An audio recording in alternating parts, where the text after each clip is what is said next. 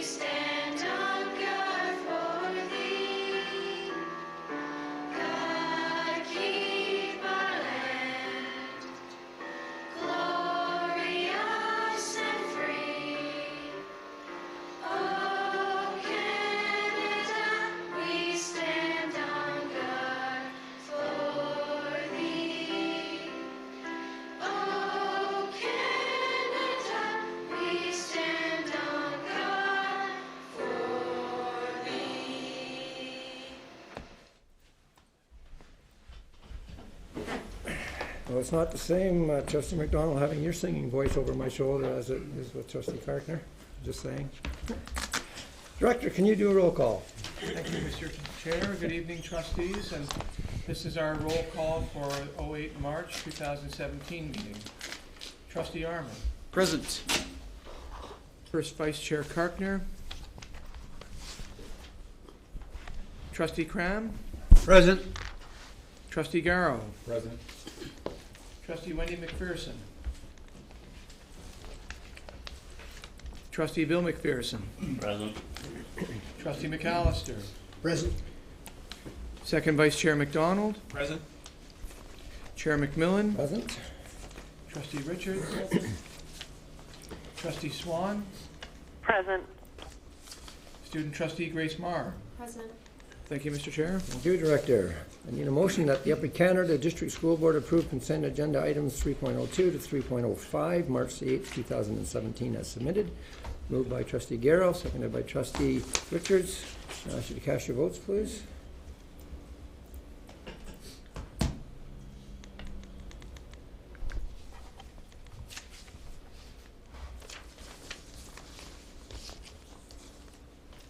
And Trustee Swan? Thank you. That carries. Do we have any conflict of interest declarations? Seeing there are none, we'll move on to report from the private session. At its Committee of the Whole meeting in private session February 22nd, 2017, one property matter was discussed and no recommendation was brought forward to the board. This moves us on to our first action item, which is a communication department work plan. And I'm going to first turn it over to the director, who can introduce Superintendent Dawes, and go from there. Thank you, Mr. Chair. Trustees, it's our pleasure to bring forward this evening an update on a communications work plan that follows through on our board's procedure, procedure 300.1. That gives guidance and direction to staff about how to proceed with having a strong communications presence about what our school district does for and behalf of students. We really do value the work that the communications department does, because part of their mandate is to illuminate for the community, our parents and our students, how we are delivering on the board's vision about preparing all students for a successful life. And there are certain times when we know that the communications plan is serving a direct need at a school to highlight something in relation to that vision and that mission. And there are other times when the communication plan is trying to focus and promote the values of the board as we are trying to address that vision and mission. So, Mr. Chair, I'll turn it over to Superintendent Dawes and to Andrea Walasek, our communications manager, to walk through the presentation and to receive questions that you might have this evening. Thank you, Director. Thank you, Director, and thank you, Chair. It's a great honor to have the opportunity before the board tonight to bring you up to speed with our communications work plan. As the Director indicated, this is in alignment with Communications Policy 300 and the Board's Procedure 300.1. My plan tonight is to briefly walk trustees through a high-level view of our work plan for 2016-17, and then hand things over to Andrea for a bit of a taste or a flavor of some of the more specific items we've been working on this year, and then open things up for comment and feedback. So thank you very much in advance. Of course, we all know our board's mission, which is we prepare all students for a successful life. And of course, effective communications is critical to our mission. And I recall it was about a year ago, I had the opportunity to work with the communications team to take a second look at the work that we were doing and try to get some context to it within the scope of the complicated and challenging area of communications generally and across our board as a whole. Of course, we are an extremely large board in terms of geography. We cover many, many different communities, and we're continually asking ourselves in the communications department, how do we take a very, very large system and make it smaller?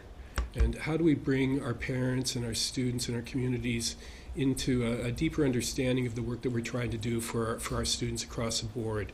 How do we keep people connected? How do we inform? How do we share? How do we understand each other? When is a system this big in relation to the families of schools? So when we're looking at the board as a whole as opposed to the communities that we serve through feeders and families of schools. And so these were some of the big questions that we started to ask ourselves and try to make some sense of the work that we were bringing on an annual basis to the Board of Trustees as well. And so we also started to ask ourselves, what does it mean in terms of some of the larger contexts as it relates to communication strategy? And trustees may be aware of the concept of push versus pull.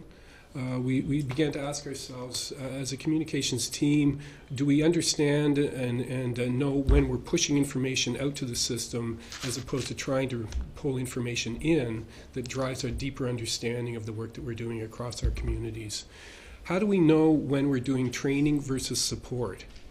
Although we're a well-functioning department, again, it's a large area, and so we're trying to understand when do schools need support versus when are we providing professional development to schools so that they can undertake their own effective communication work. Because after all, it's our students and our parents that really identify on a day-to-day basis with the work that's happening in the schools, perhaps more than at a board level. But we want to understand and align our work accordingly based on those strategic ideas. And of course, trustees are aware that it was recently that the C in the CREW strategic plan was changed from communication to collaboration. And so we're asking ourselves, what does that mean? What does collaboration mean? What does effective collaboration mean? And how are we aligning the work that we do with the strategic intentions of the board? And so it was from those really big ideas that we started to then ask ourselves, how do we take the complicated and very voluminous work that we're doing on a regular basis and try and divvy it up into sensible components? And how do we do that in relation to the rapidly advancing technologies that we're seeing across our societies? So we've really embarked in the department to make effective use of technology as it becomes increasingly used across our communities. You may have noticed in the past year or two a strong emphasis on video, and we're very happy and pleased with the direction that we're moving in that respect.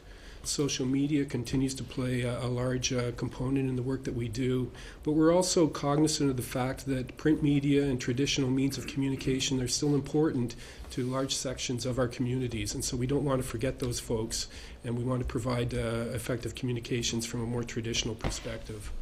Live stream is also an important component of the work that we're doing and advancing in the past year or so, and we continue to see a focus in that area. But when you get right down to it, and this is illustrated in the work plan that's provided as Appendix A to your report, we really started to think about how to divide the work up into 4 key areas, what we're calling school-level support versus board-level strategy versus student registration versus committee support.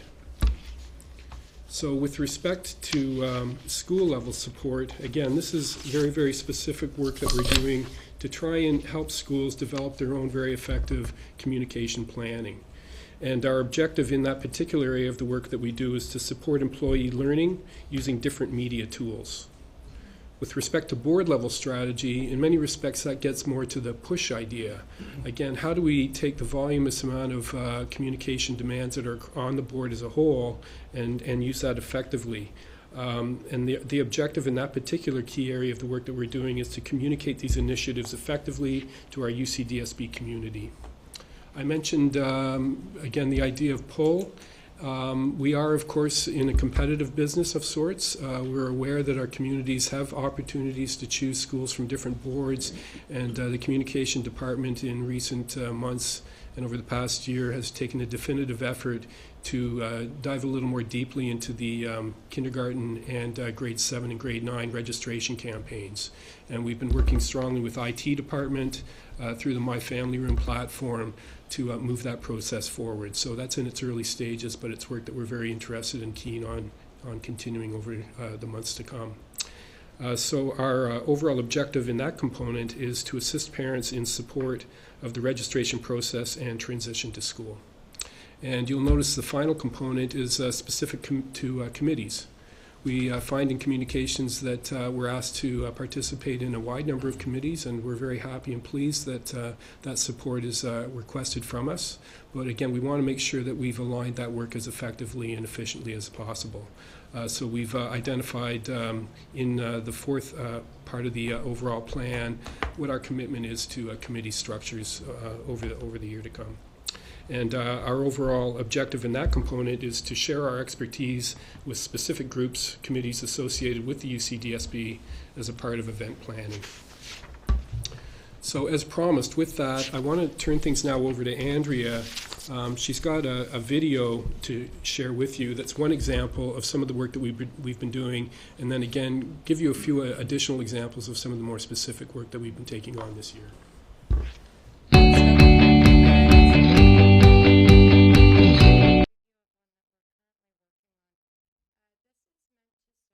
As an update to all the great work that the board's been doing at the school levels for Canada 150.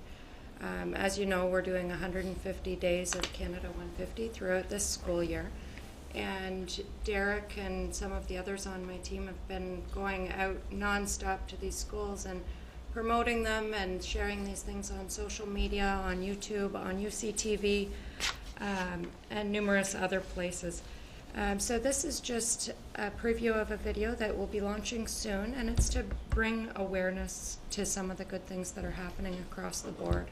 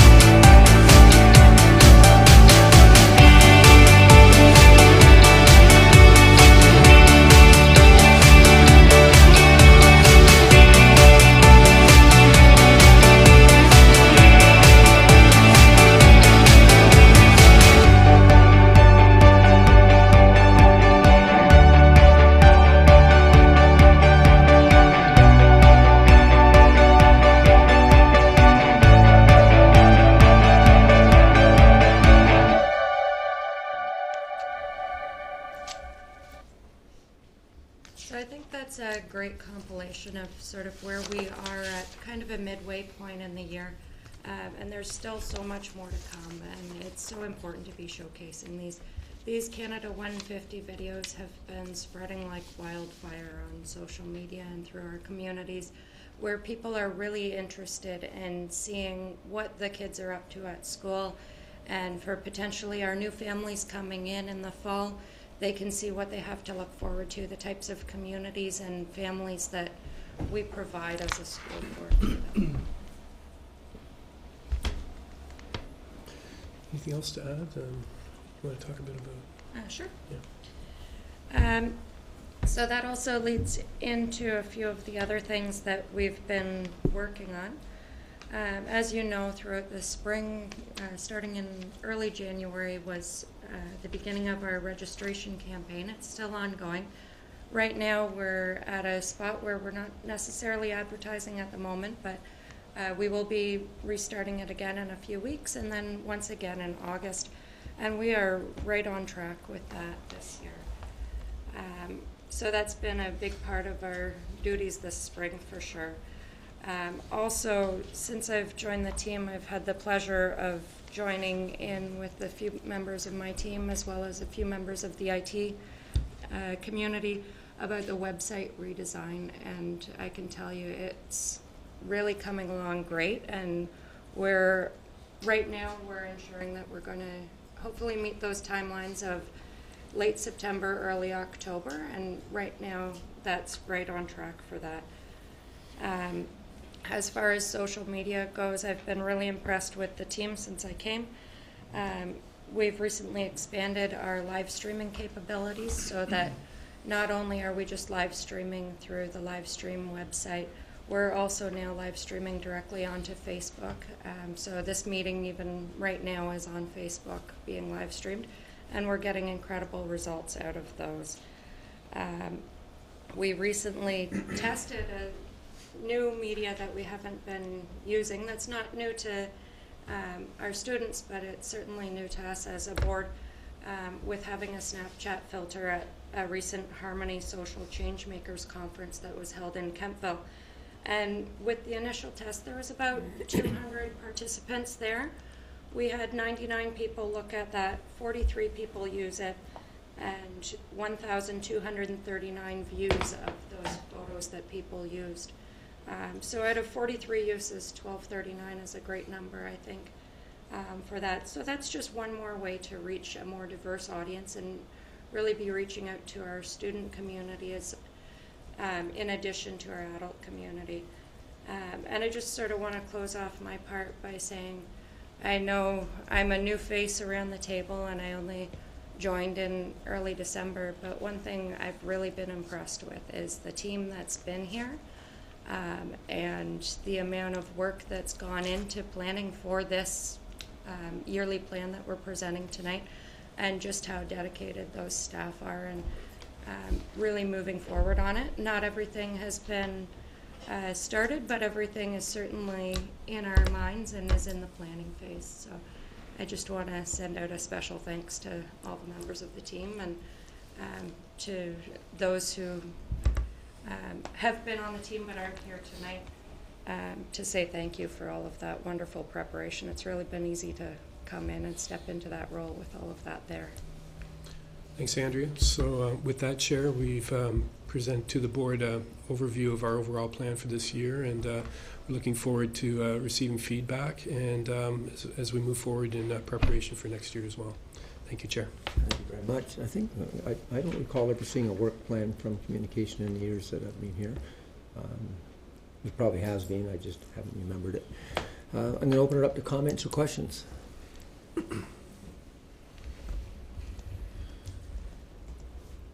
Trustee McAllister and then Trustee Armand. Thank you. Thank you, Andrew and Phil. I'm looking at your work plan, and strangely enough, I don't see the word student in it. Are students one of our target audiences? And how, if so, how do we target students? Yeah, traditionally our target audiences tend to be more on the parent level, more on the community level, and that's something that I've noticed since I came in, and that's with that addition of the Snapchat filter, and to be able to look into those mediums that we aren't necessarily as strong in up until this point, because I really think that's a great area that we can be expanding for sure. Well, if I could add, Chair, perhaps the actual word student is something that we should make an effort to include in the plan for future installments, but it is certainly first and foremost in a number of areas.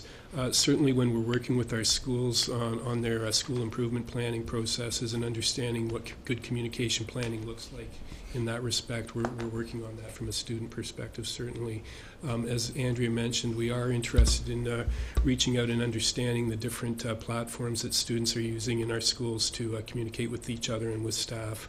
And that's something that's certainly first and foremost on our minds as we're moving forward with this year. Although it might not appear first and foremost from the wording that's there, our advertising campaign and registration process for students coming into our system is certainly from that perspective, particularly as we are looking at those transition points between grades 6 and 7 and grade 8 and 9. So that's in its earliest stages, but it's an area that we'll be working on certainly as we move forward. Trustee Arm? Thank you, Chair. Just a quick question. So in light of the review we've gone through with reviewing our schools, and it's not to do with students per se, but it's more to do with our municipalities, how do you envision us being better at communicating with our municipal partners going forward? Mm-hmm. Thank you, Chair. Through you. I'm quite encouraged with the starting point that we've developed through the community planning and partnership guidelines. We've had 3 meetings now with our municipalities, and in many respects, that was an initial step we've taken to reach out to those particular folks, and I think it's served us very well. It's a starting point. But we've got a good foundation now to move forward, and I think with the dialogue that we've had this past year, we're going to see a much richer level of discussion and dialogue and sharing of information with our municipalities, and I'm looking forward to that because I think it'll bring fruitful results and a deeper understanding of the complex and interrelated work that we do in those areas. Just a comment. I'm encouraged with what our municipalities have brought to the table too, Superintendent, so I look forward to seeing what next year brings. Agreed. Thank you. That's for sure. Thank you. Any other comments or questions? For you, Chair? Yes, go ahead, Trustee Swan. Just following up on what Trustee Armour said, I don't really see much about the communication plan, though, for working with our municipalities in these two attachments that are there. Is there anything written about how we're going to reach out further other than the policy you're referring to? Thank you for that question through you, Chair. I appreciate that. I would say for this year, it would probably be somewhat buried under the pupil accommodation review item. But again, this is the type of feedback that we want to receive, and as we develop our plan for next year, I think you'll be seeing a lot more specific and itemized information as it relates to the municipal component. So thank you for that. I appreciate it. Director, do you want to continue that? Yes, Mr. Chair, through you.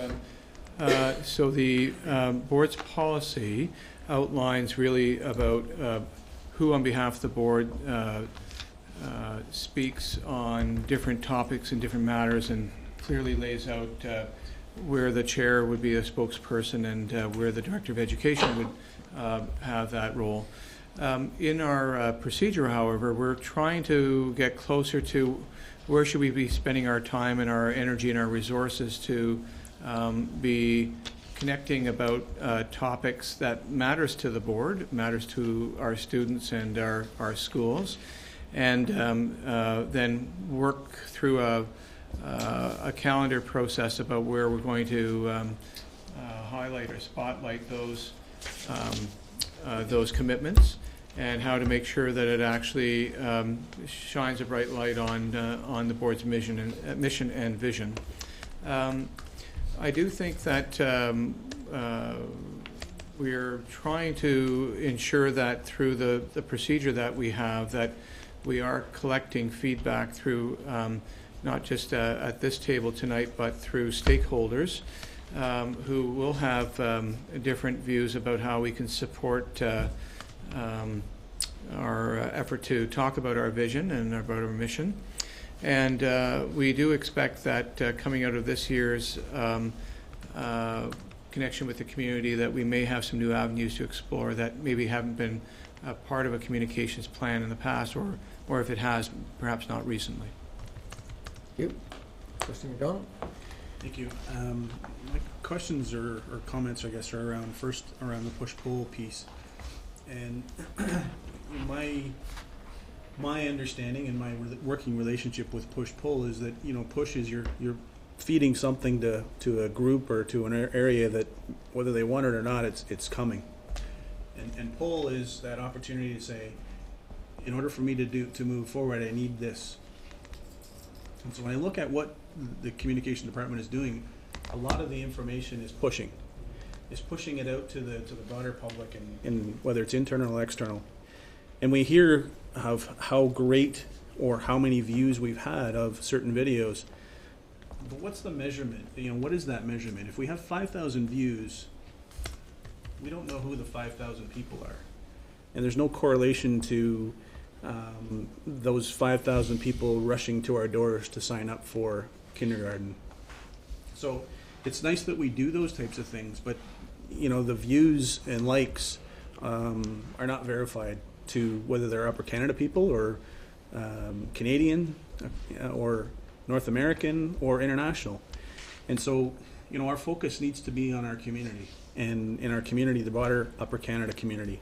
It's great that somebody in California likes our video, but that's not our target audience, as you said.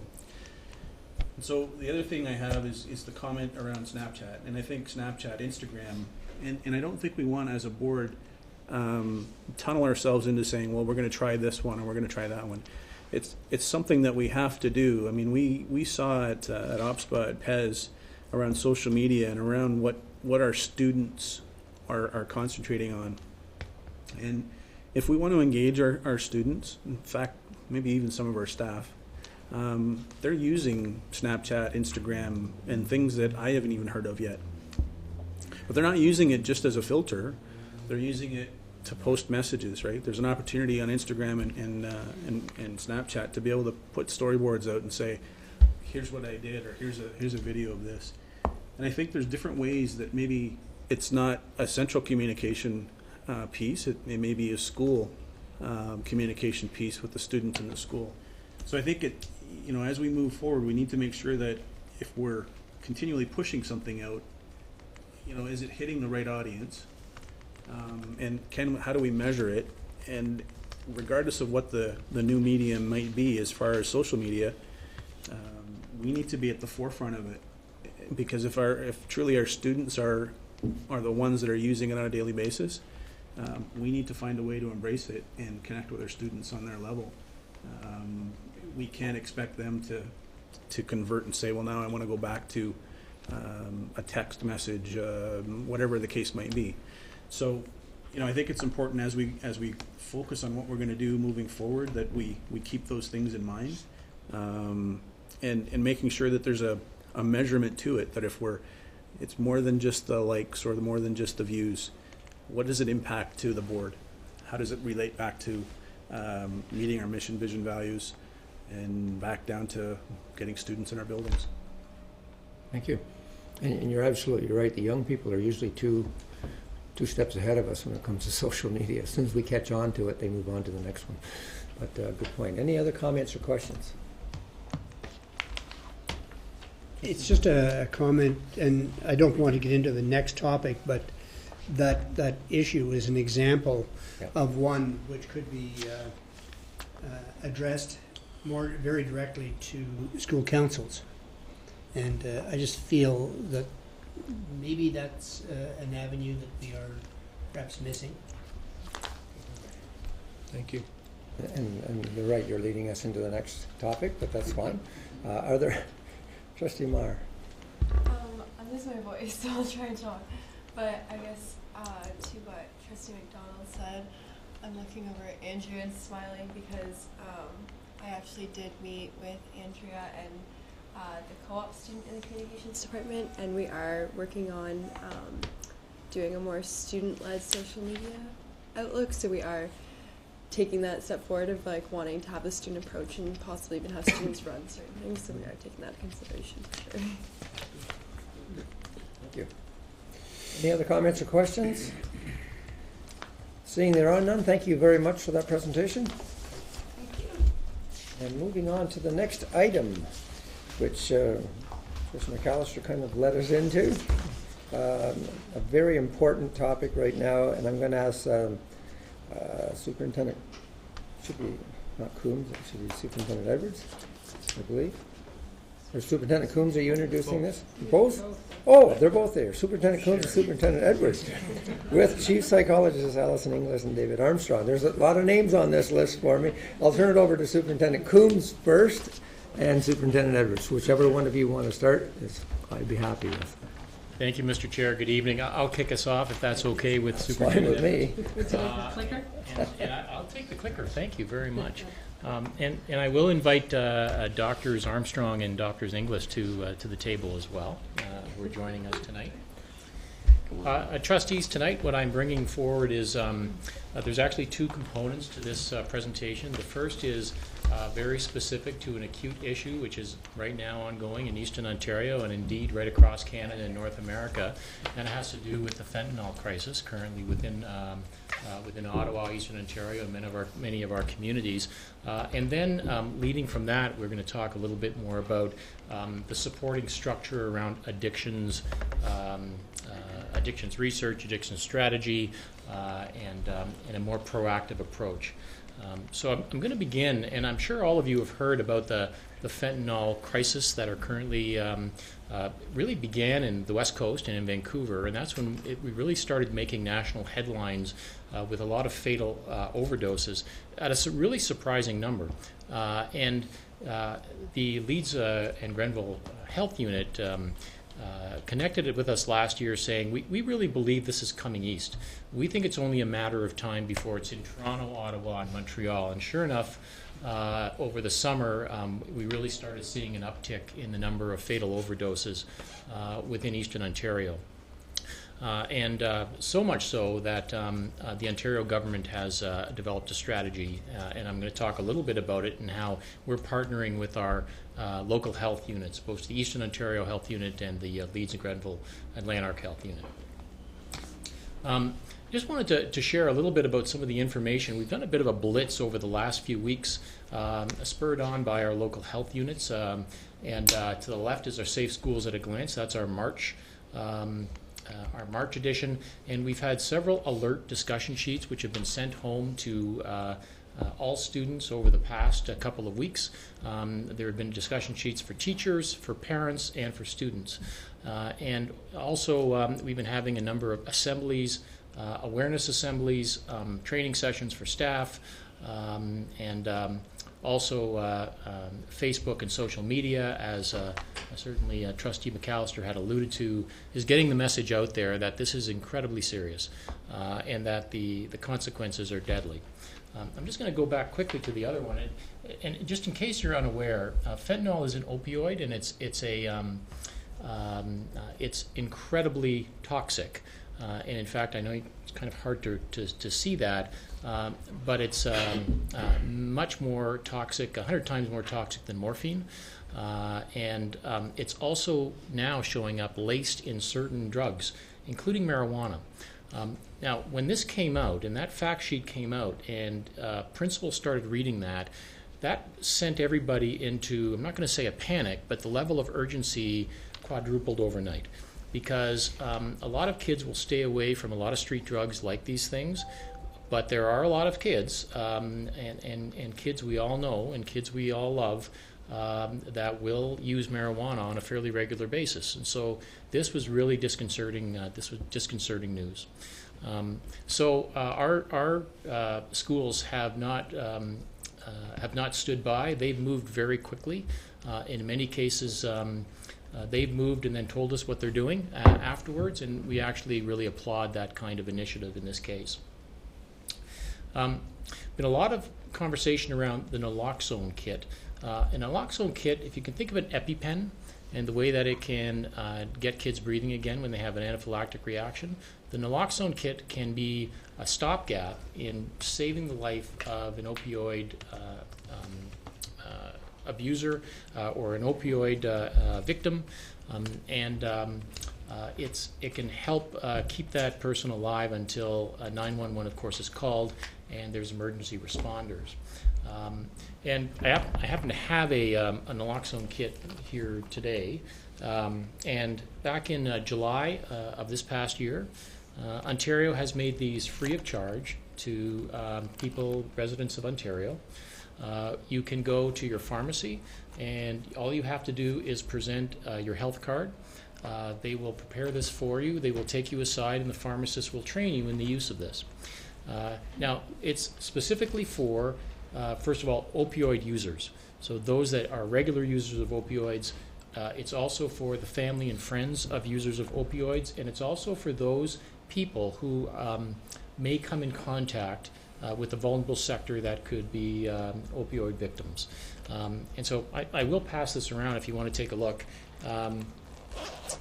This is actually the injection kit.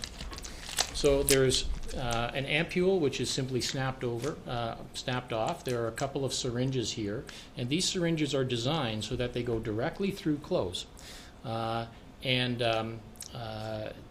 it could go either into the leg or into the arm, and there is actually no risk of overdose for this. So even if they're not overdosing for opioids, this will not harm them.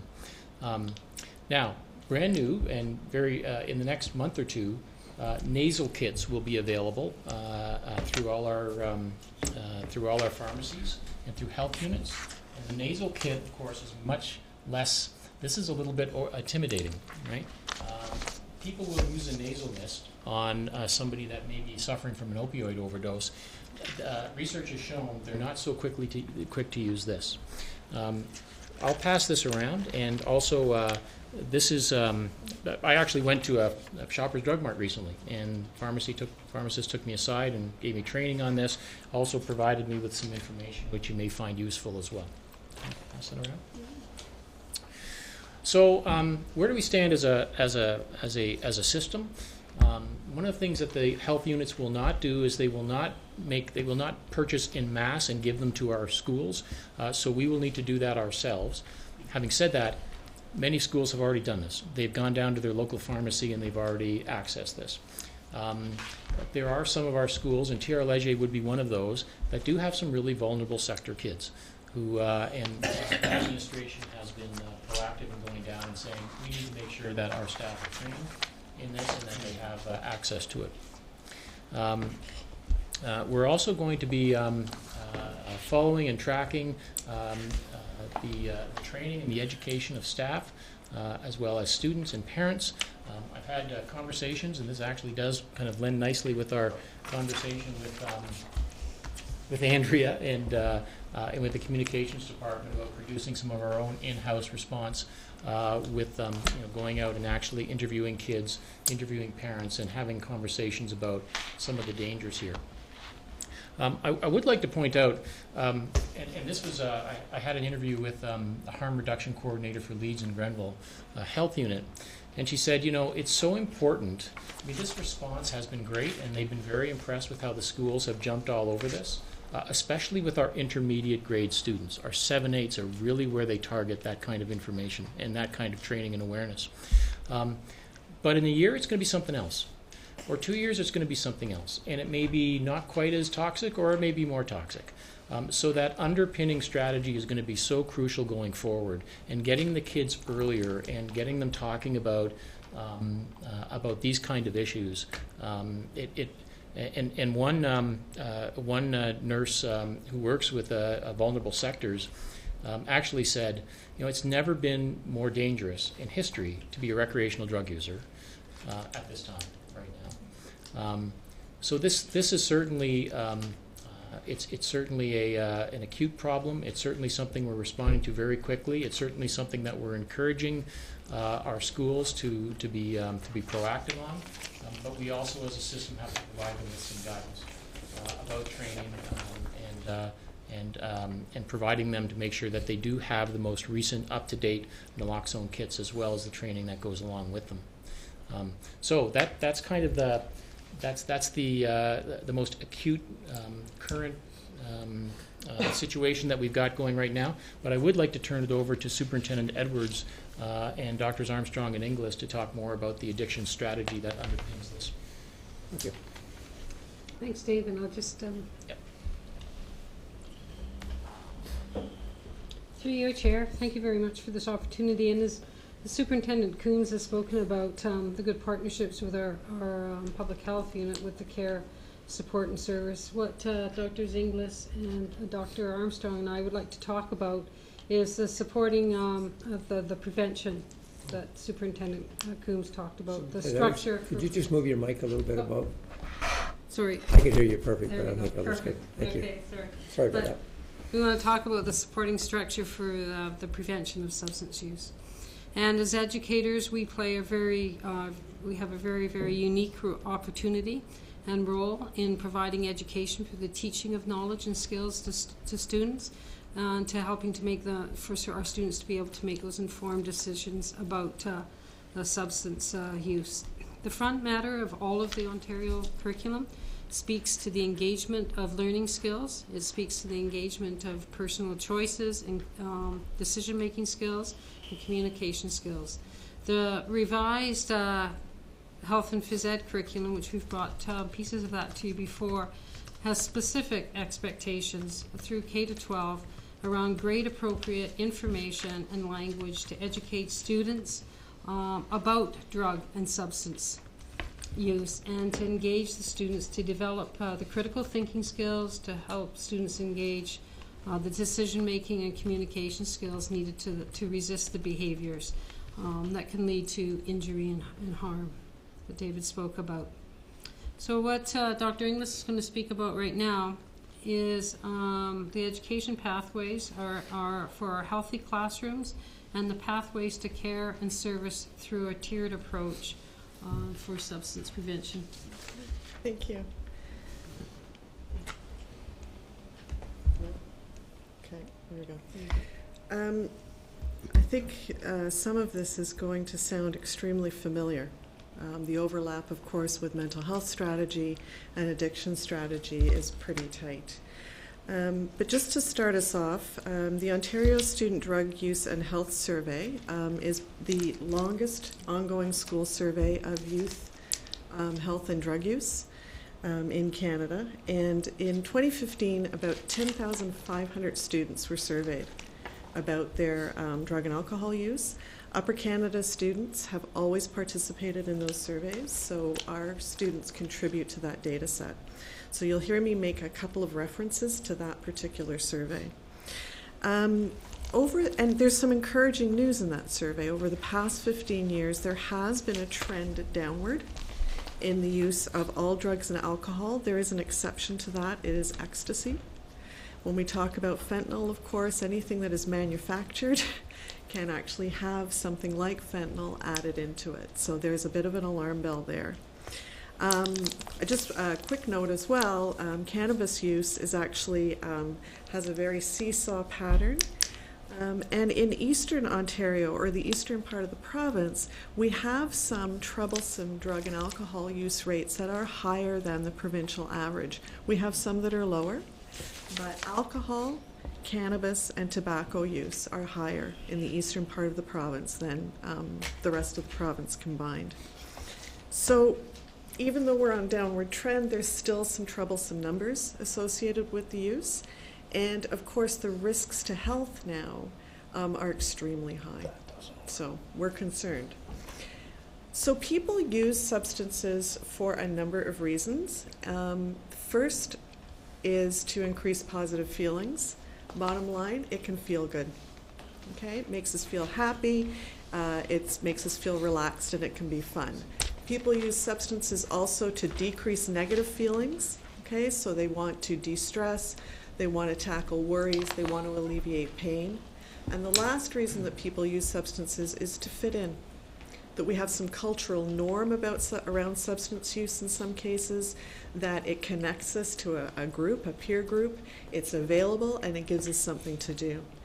And I like to, sort of conceptualizing this way is very helpful for me, actually, because I'm always, whether it's mental health or substances, it's helpful to think about what is it that we're doing that increases. If substance increases positive feeling, then what else can we be doing to increase positive feeling in youth? If it's decreasing negative feelings, what else can we do to help youth tackle negative feelings?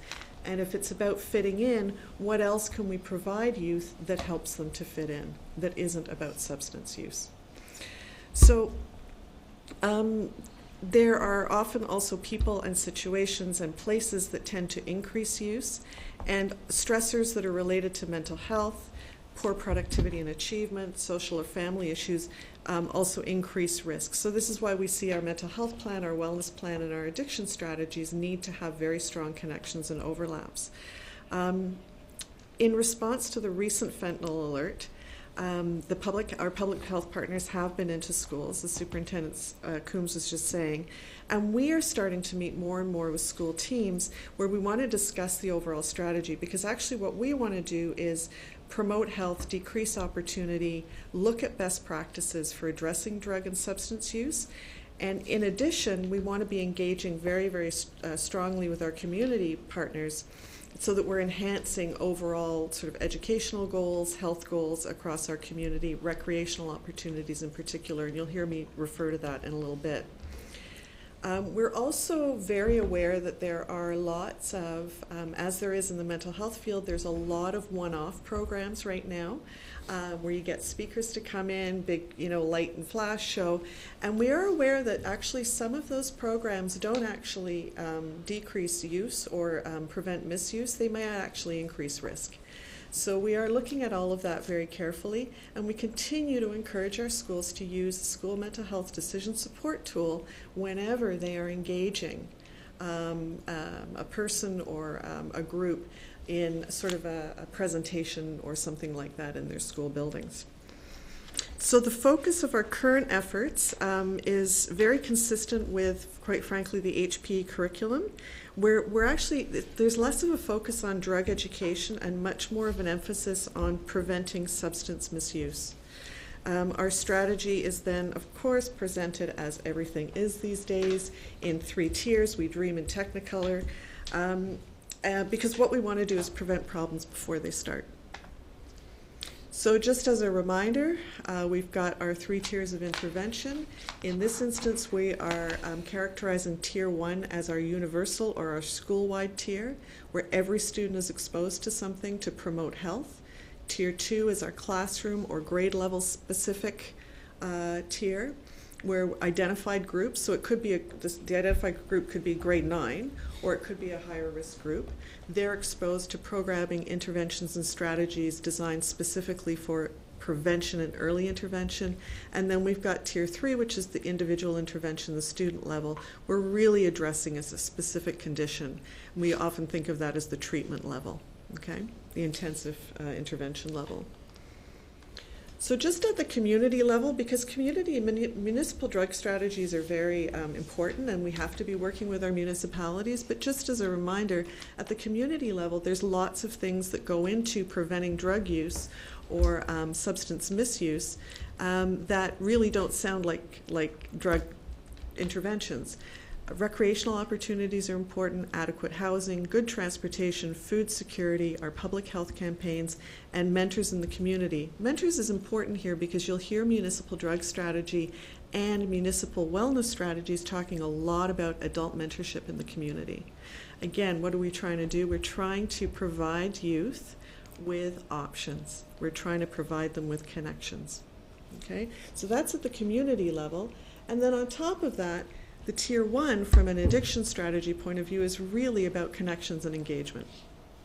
So these are all the things that we are going to do at a school-wide level that increase the ability to connect or engage with healthy pursuits or healthy adults. So recreational opportunities and clubs become very important here. You've got a kid, they're going to find something to do, so let's give them something to do. We're overlapping with our community because we also want some of those opportunities to be occurring after school hours, not just during school hours. We've got up there spirit days and greetings because, again, we want to increase engagement and we want to ensure that our kids are knowing that the adults are not just connecting with them but paying attention to them. We have up there modeling and talk. We have talked to a lot, we're starting to talk to a lot of our school staff about what do we model? What kind of behaviors and talk are we exhibiting in schools? So this is a great example. I know David's been out to schools talking about this. Oftentimes we make jokes around young people that we don't even hear ourselves making, like, come on gang, the bell's about to go, I can't wait to get home to my Friday night beer. Okay, so really sort of asking ourselves questions about what do we model with our young people. Supervision, of course, is important.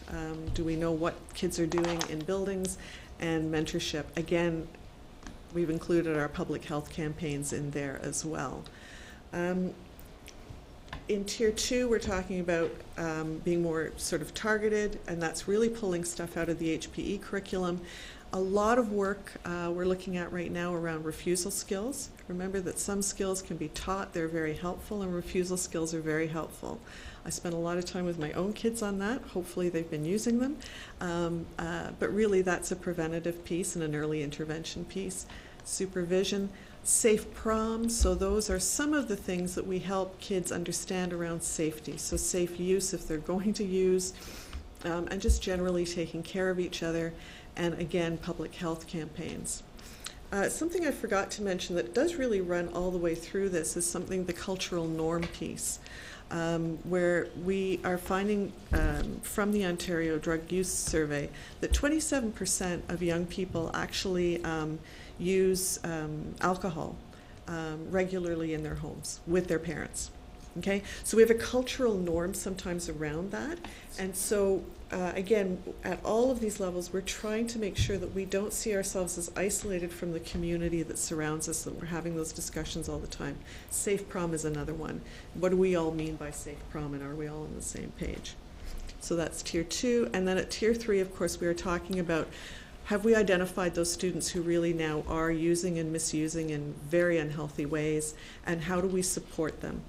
So what kind of safety planning are we putting in place for them? What kind of motivational conversations are we having with them that help them to maybe reconsider their use?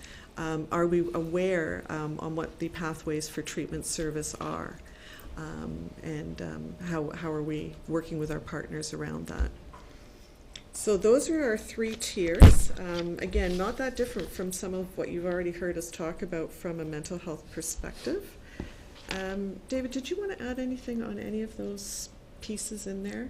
I mean, there's a lot to unpack within each, but did I miss anything big? No, I think that's fantastic. I mean, the only thing I would say is that historically, I think, there's been a big focus on drug education. And if we teach people what drugs are and how you use them, then you won't use them. Whereas now, it's a little more on recognizing all of the factors within a school, within people's lives that influence substance abuse, and recognizing that there are programs out there that actually encourage use, rather than looking at skill building and recreation planning and all that sort of thing within the school community. So that's really it's the shift in focus between the one-off, I'm going to tell you not to do it, and then, okay, what are we doing more broadly within a school? The 2 very famous examples that you hear a lot about now are the Portugal experiment and the work in Iceland. And those are both countries where, as entire communities, they really said, you know what, if we are going to reduce the amount of drug and alcohol use in our youth, in Iceland's case, and adult population in Portugal's case, we have to actually increase the ability to be meaningfully engaged in something productive and meaningfully engaged in recreational opportunities. And so both of those countries have seen very dramatic decreases in substance use because they have really bumped that up. Okay, so there's the whole shebang. But we just wanted to highlight 3 things that are currently happening. You heard Superintendent Coombs talk about the public health advisories and the work that's been going on just in the past 2 weeks in our schools. I believe that Superintendent Edwards did speak with Superintendent Hobbs and the wellness folks around really sort of making those EFAP connections and getting as much information from them and out to our staff around fentanyl in particular, but just general substance use and addiction support. But something that I think is quite exciting is that we're doing an HPE day on March 23rd for grades 7 to 12 educators, and half of that day will be substance use and misuse education, and that will be led by David and I, the registered nurse in the health promotion school program from Lanark, Leeds and Grenville Health Unit, and their public health substance use lead. So we're looking forward to that. A piece of that will be on understanding what we mean by educating around refusal skills. Thank you, Alison and David. And now, through you, Chair, we'll take any questions. Thank you. Through you, Chair? Yes, go ahead, Trustee Swan. I want to thank you very much for addressing this, and I know it's a very big issue in Canada right now, and it's moving our way very quickly. Unfortunately, my daughter was friends, with Teslin Russell, who was the figure skater going into nursing, who died December 30th. And it really hit home, and it opened up some discussion here. But a lot of them are taking what they think are pharmaceuticals, and for whatever reason, they're buying them illegally, not going to their parents, and getting them from a pharmacy. And they're laced. So I'm just, and their friends know they're taking these. I'm just wondering, what strategies do we have in place to kind of support and report a friend? Or do we have any? I mean, it's not just the vulnerable kids. I mean, maybe you would say she's vulnerable. Maybe she had a back injury. I'm just going off the cuff. Or some child has a back injury and wants a pill to make it feel better. But what are we doing to support people, students that know other students are taking these drugs that could lead to an untimely death? Thank you. Through you, Chair. Superintendent Coombs might want to respond to this as well, but it does make me think about that is, it's such an excellent question and an excellent point, because we actually want our students to tell us not just about that kind of thing, but any time that they have a worry about a friend, period. Mm-hmm. You know, do you feel connected enough and trust enough in the adults around you that they will hear you and respond? And how do we build that? But I do think that some of the health unit information that's going out now is addressing, you know, what can you do when a friend finds themselves in trouble? And those, we have to keep bringing those points home to young people. And through you, Chair, as Alison sort of alluded to, the one thing that we've been working very hard on all year, as well as, and for many years, but that trusted, caring adult, that every one of our students in our school has a trusted, caring adult, and we often see that support system for other students do come first to an adult, and then that care and is wrapped around them, and the supports that are needed are wrapped around them at that point in time. Trustee Swan, does that answer your question? Yes, it does, but I'm just wondering if we could perhaps look at going a step further. I just termed the phrase support and report. I mean, just do some kind of communication to, it's okay to report a friend because you're supporting your friend. Thank you. Thank you. Trustee Marr, and then Trustee McPherson. Okay, through you, Chair. So going off the question that Trustee Swan just asked, I guess my question is, when and how does a student know it's a worry? Because to be fair, from what I know, and actually what I heard a lot from last Senate meeting, students are perfectly aware of what's going on in their school.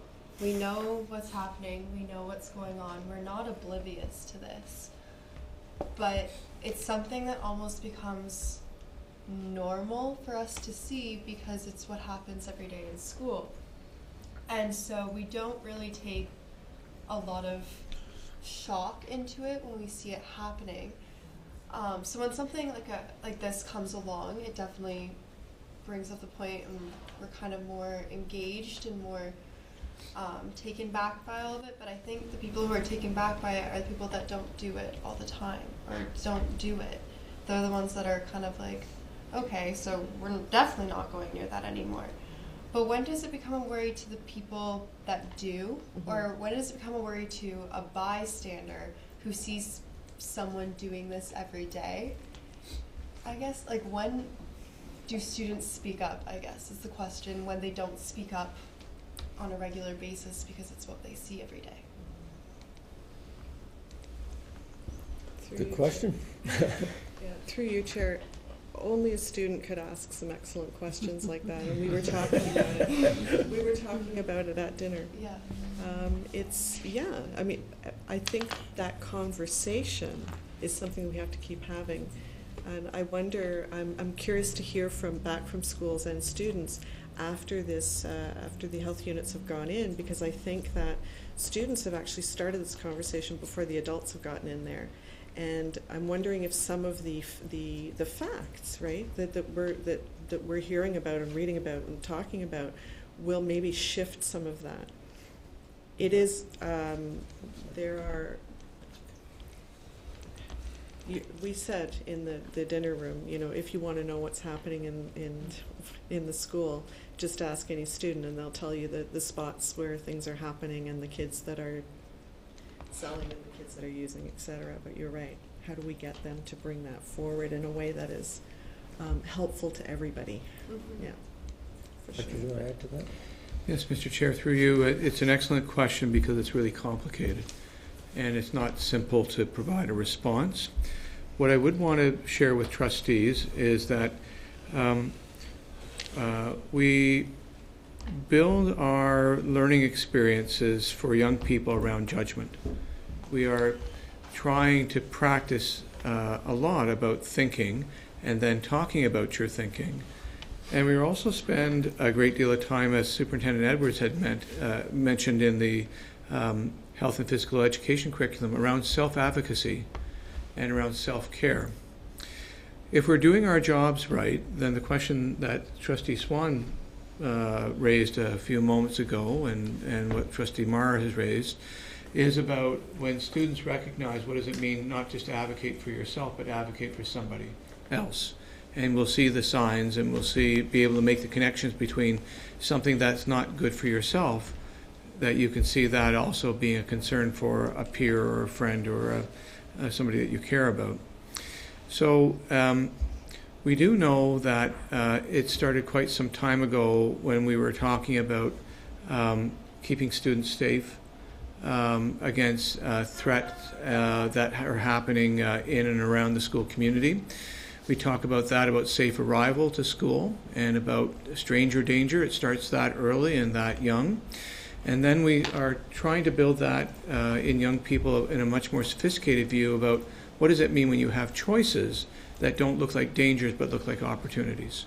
And how do we build a capacity in young people to use good judgment, use an ability to make a distinction between something that is an opportunity but really is actually more of a threat.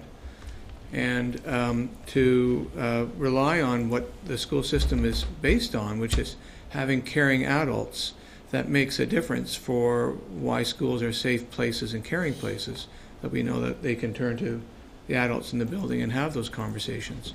It's part of our mental health strategy, for sure. It's the reason why that we have our adults being trained in safe talk and assist, mental health assist, so that when students do come and provide disclosure about concerns about their well-being or possible self-injury, self-harm, that those adults have a way of being able to engage that conversation and support and direct the student to additional help. So it's a complex matter. The education system's working in partnership with families and the community because it is a partnership where we need everybody's good thinking and support to make this happen for young people. But we do need to work on it consistently and on a go-forward basis. It's not something that we see mastery at any level, as evidenced by the fact that adults continue to have concerns themselves about self-advocacy and self-care. So it's complicated, but we need to start somewhere, and we know that we have an excellent curriculum that helps us to have a starting point for that kind of skill. Thank you. Trustee McPherson. Thank you. We have a protocol for diabetes. We have a protocol for asthma. We have protocols for just about every medical emergency out there. It would be my hope that we develop a protocol for this. Maybe not just specifically this, but a little broader in terms. And it'd be shared with everyone. Not declaring conflict of interest, but most high school kids spend anywhere from 30 minutes to an hour a day, some of them 2 hours if it's a long trip on a school bus.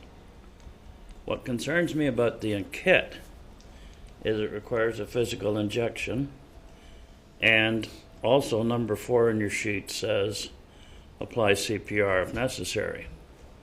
Well, if you're applying CPR, it means that somebody's not breathing. Therefore, the nasal spray is not going to be a whole heck of a lot of good if they're not breathing. So I question why they haven't developed it like an EpiPen. Just bang, there's your dose, and you go. So I'm hoping that you develop a protocol for this and it's shared with everybody. And it's probably hard to tell. I had a student one time go into diabetic shock.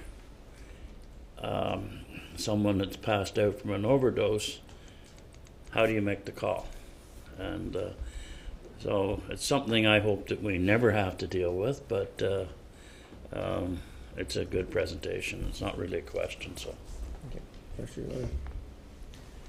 Mr. Chair, through you, it's really some very important observations and some information that matters to us. We do know that, for instance, the interventions that are provided through the kit is evolving. The nasal spray is a good example, and we've been advised through one conversation that the nasal kit would be effective when a person's unconscious, that it would be absorbed by the mucous membrane and be responding to the person in a medical distress.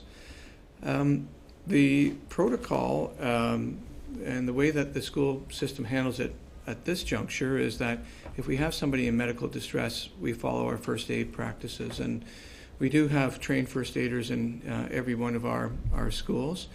This recent development means how do we enhance their training, and we're very fortunate that our public health units have made offers to assist us once we have a view about how to coordinate the availability of the product.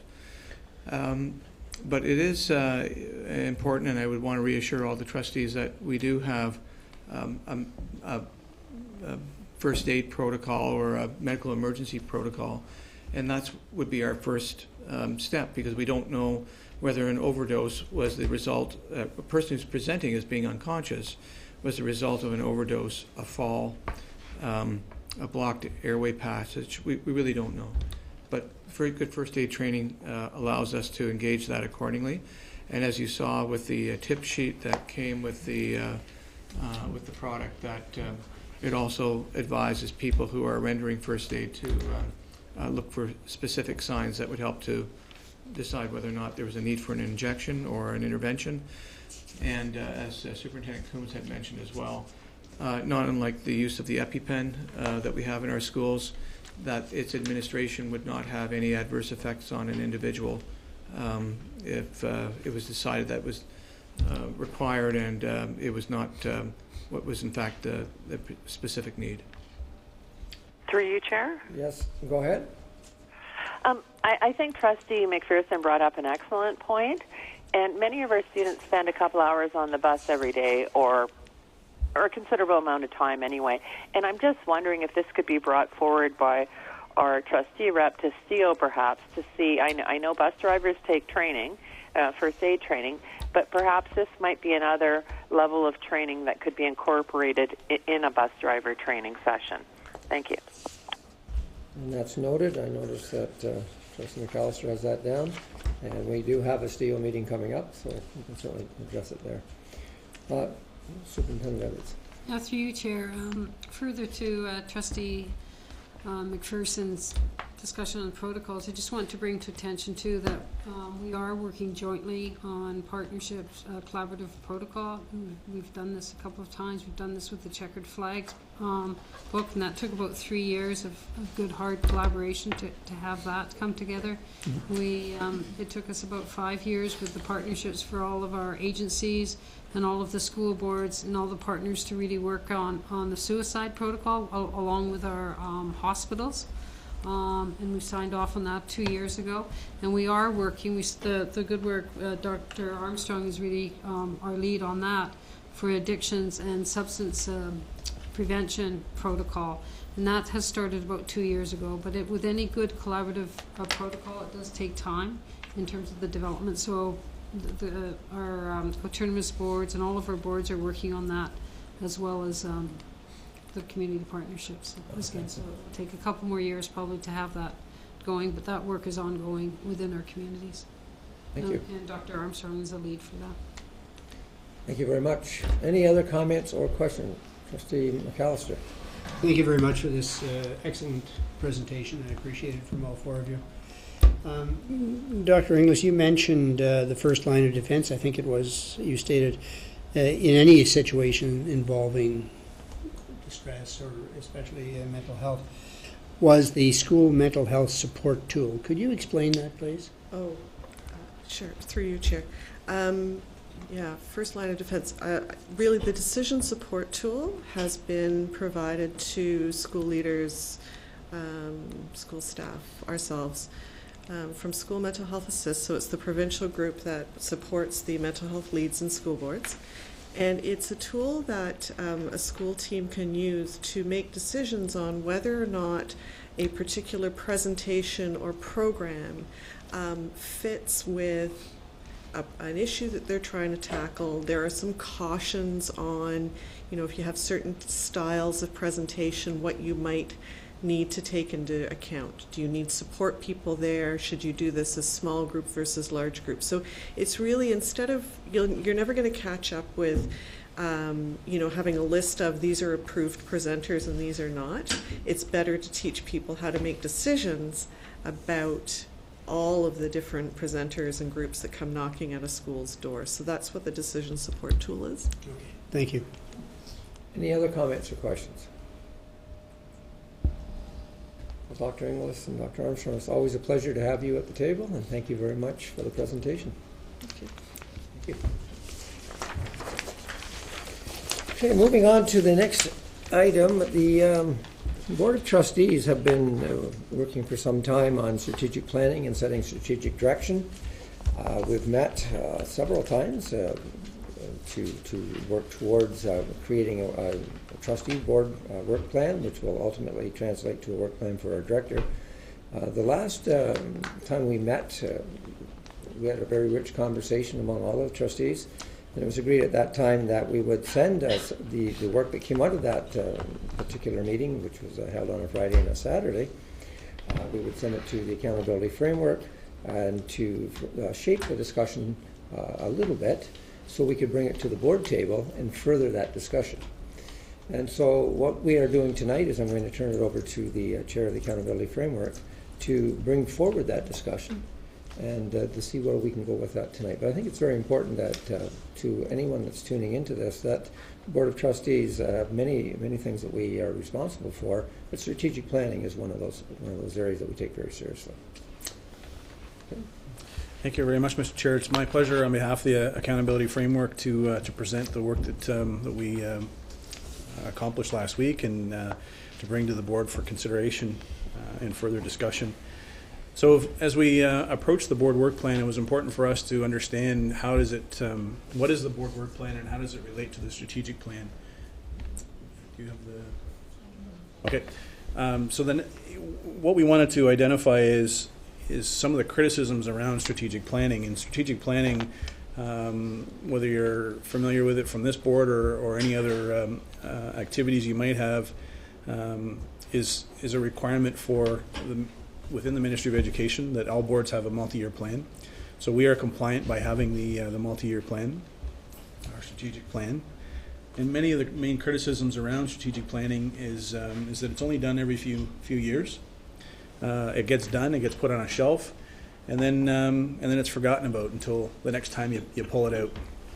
There's no follow-up. And so the thoughts that we had as a board were that if for the document to remain a living document, it was important for us to find a way to break it down and focus on it in a smaller piece, 1 year at a time. So the board work plan really is that focus for us to be able to break it down and look at smaller pieces of the puzzle. So what is a strategic plan versus a work plan? A strategic plan really accomplishes our mission and vision. It's board driven, it's very high level, it looks at long range goals, and it's longer term, it's 3+ years typically. A work plan implements those goals and objectives to ensure the mission is achieved. In our case, it's a board and staff driven, and I'll get into that a little bit further. The work is closer to the ground. In some cases, it's on the ground. Again, I'll get into that a little bit further. And we have specific goals within a work plan, and they're tied to those long-range goals. And a board work plan is typically shorter term. It's 1 year at a time. So if we look at just a quick overview, if you look at the layers associated to it, the top is the strategic plan that the board has developed. It's a 3-year plan, 2017 to 2020. And the next layer, the arrow, is the board work plan, and it's divided into 3 chunks. So 2017, 2018, 2019, those particular school years that we would focus. And then as we work on a board work plan, we push down into the director work plan. And the director work plan is the work that staff and the director will do to accomplish what we have set out as strategic goals in the board work plan. And I also wanted to point out that the difference in color. There is a distinction between what's happening on the ground. That's the staff level. They're getting their plan in place, dealing with the day-to-day activities, but yet accomplishing the overall goals that has been developed in the board work plan. The focus here is on the current year, 2017, 2018, that we'll be moving into. And the red arrows really represent that it's a cycle. And so each one of these work plans becomes a cycle, similar to what we've seen in our school presentations. So here you have the red arrows in the center. That's the cycle that we would establish within a board work plan. There's 4 different quadrants. Your first quadrant is securing baseline data and setting direction, aligning your resources and goals, identifying any programs and policies that would be required to support any direction that you would need or any resources that are required, and then monitoring the progress of the work that's accomplished. It's important to note that, what do we mean by baseline data? Well, we've got some baseline data already. We have survey data from Ipsos Reid. We have EQAO. We have graduation data as well. What do we mean by aligning resources to goals? Well, that's our budget. Our budget process allows us to put funds in place to drive our strategic goals that we have in place. Those programs and policies, some of them we would know today, some of them we will know as we start to implement, and it really is around policy that would help drive the direction and provide strategic direction to our staff, but also to assist and develop programs that would help move that needle for increased achievement and increased opportunities with the board. And this is where the next phase comes in around monitoring progress. And this is why the board work plan is a living document. This cycle takes place throughout the course of the year. The work doesn't happen at the beginning of the year, develop the baseline and the direction, or review the baseline and set the direction, and look at it at the end. There's always an opportunity to monitor that progress and adjust as required. So overall, this cycle is really what is to be known as the board work plan. So just to step back a little bit further, if we look at the cycle of a board work plan, it's important to also recognize what our strategic plan critical success factors are, and how does that then correlate to the specific goals that we would be discussing. So our strategic plan is really focused on collaboration, resources, educational programs, and wellness. And you see the points associated to those critical success factors there. So as a committee, we discussed the work that we accomplished in January and some of the discussions that we had around moving forward with the work plan. We reviewed the board key results indicators, reviewed current baseline data associated to Ipsos Reid and the various other items that I discussed earlier. We established priority areas of focus of the board work plan for recommendations to the board. We established specific goals for the priority areas to be recommended to the board, and established reporting requirements for those priority areas to be recommended to the board. So the area of focus review last week was around the graduation rate.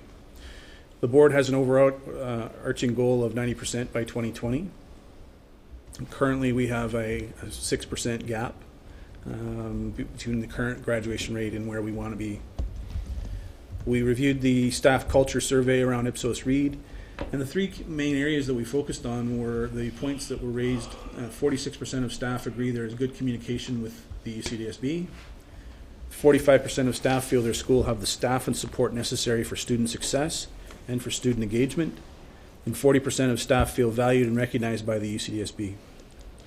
The next item that we reviewed was around the student culture survey. And the main area of focus that we looked at there was the 49% of secondary students have trouble dealing with the stress of school. And one of the other pieces of conversation that we had was around community. So as you know, we are going through the ARC process. We have many opportunities that are presented to us that communities, municipal, and other stakeholders have said that they would have an opportunity or would enjoy an opportunity, increased opportunity to have further connection. And so I think it was important for us to acknowledge that and put it into this plan over the next year that we would have an opportunity for increasing those connections. So this template really, or this table, shows us what we've focused on and the specific goal associated to it and the reporting requirements that we would recommend to the board. But as I said earlier, the graduation rate was the priority area 1 that we talked about. It's tied into the critical success factors of resources and educational programs. The specific goal associated to that is to increase the graduation rate by 2% in 2017-2018 school year.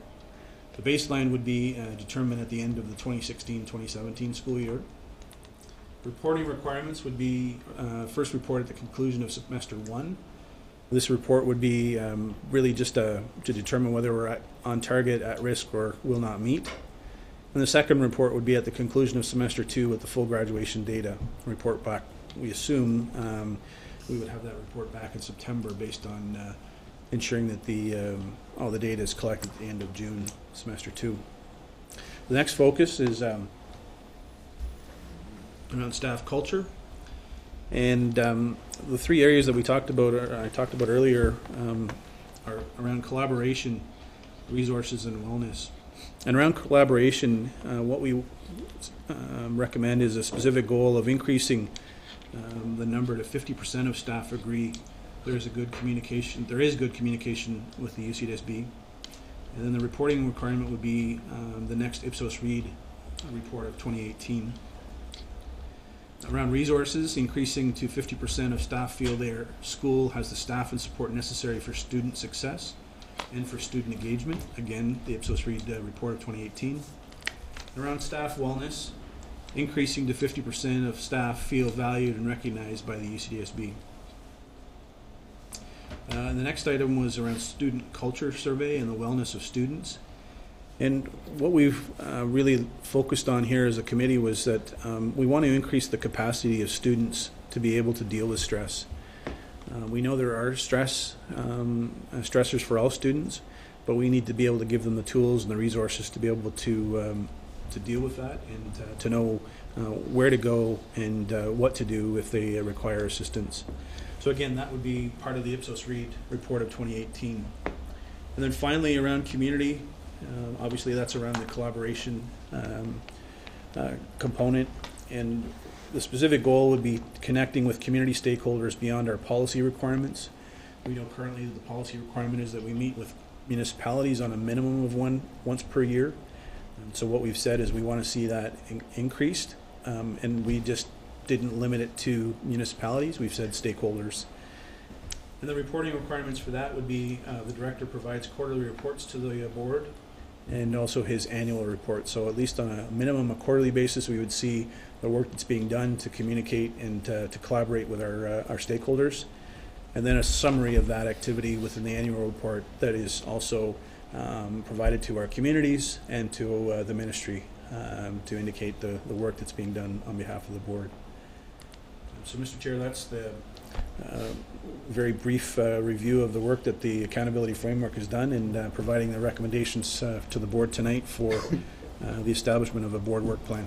Thank you very much. So what that does is this is really just a beginning, kind of setting a direction, but by no means it's a recommendation from the committee, but we brought it to the board now for feedback, for more input in here. Looking at, do you agree? Are other things you'd like to see added? Is there a question what came out of that meeting? I think it's really important that we have a good conversation around recommendations, but the recommendations, again, are really to steer the conversation and give some direction to where we could go.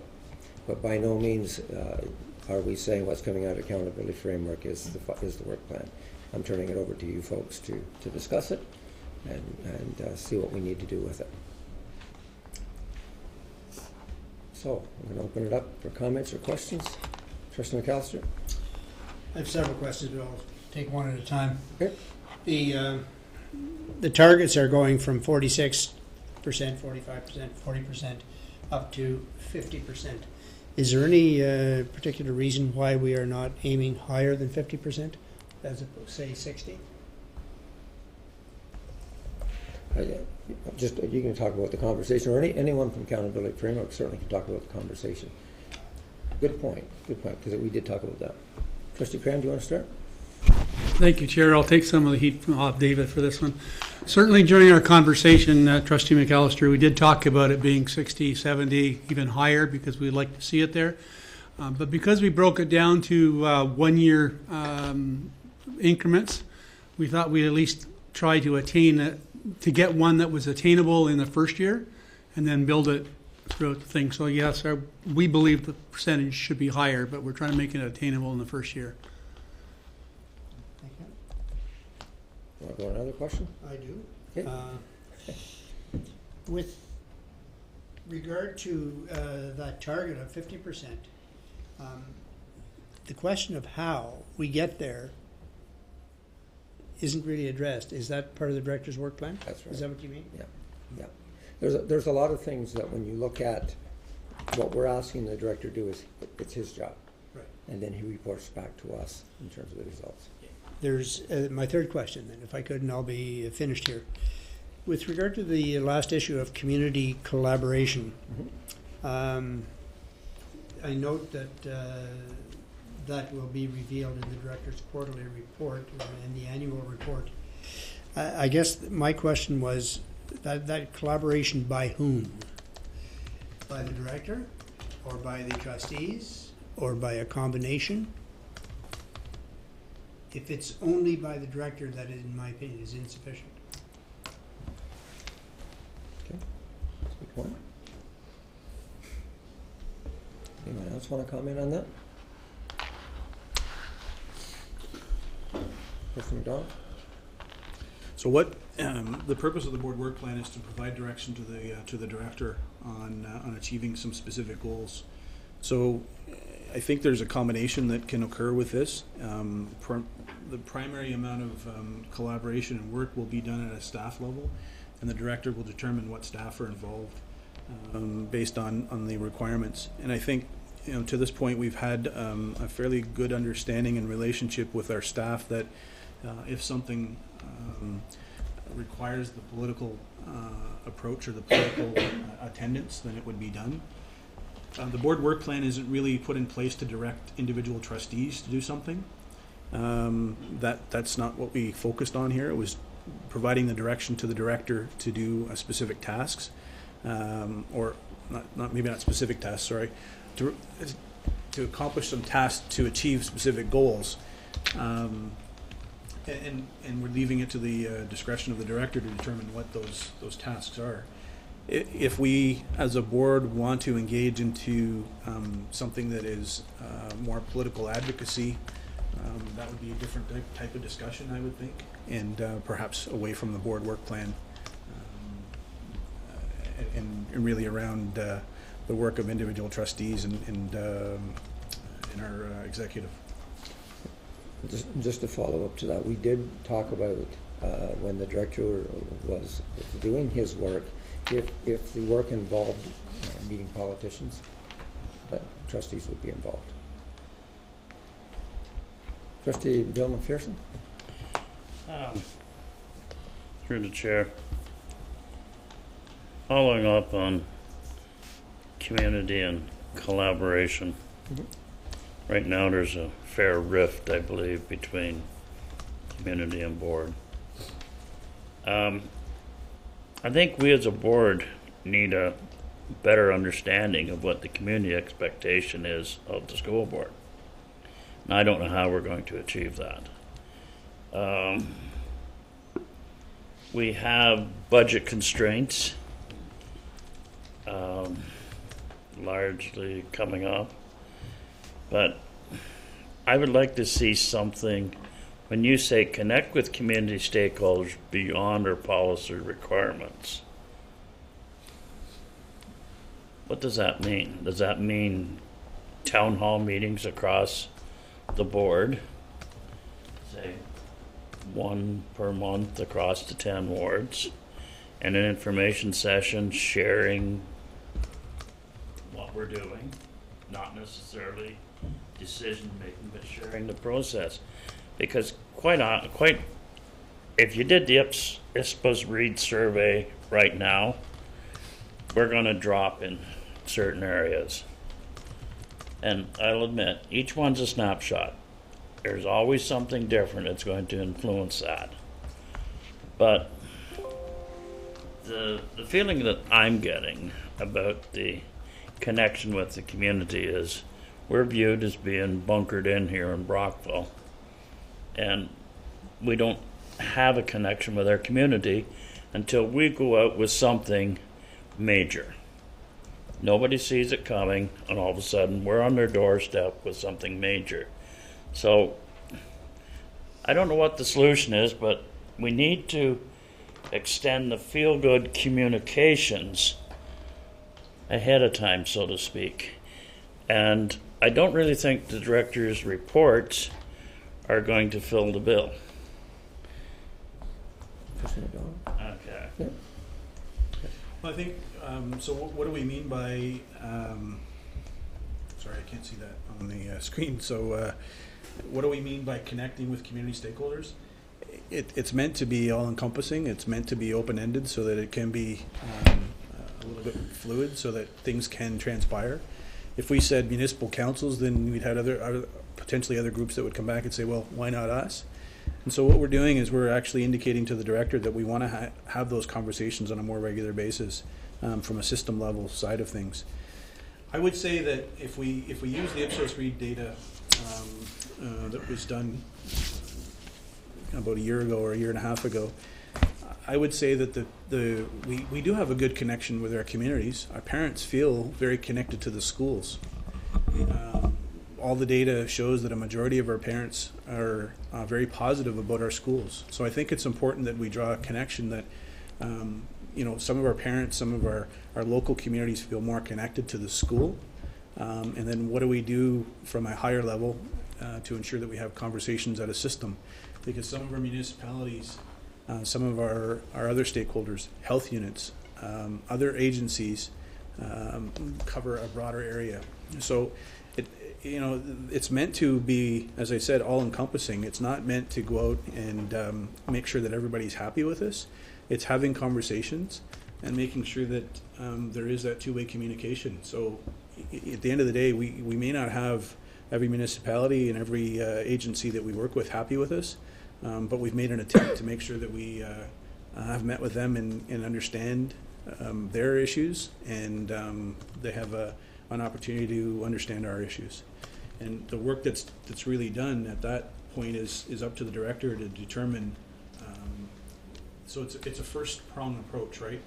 We have a minimum requirement in our policy, and what we've said is we want the director to do more than that. We're not saying that we want to see a certain level of satisfaction. We just want to engage those stakeholders on a more regular basis.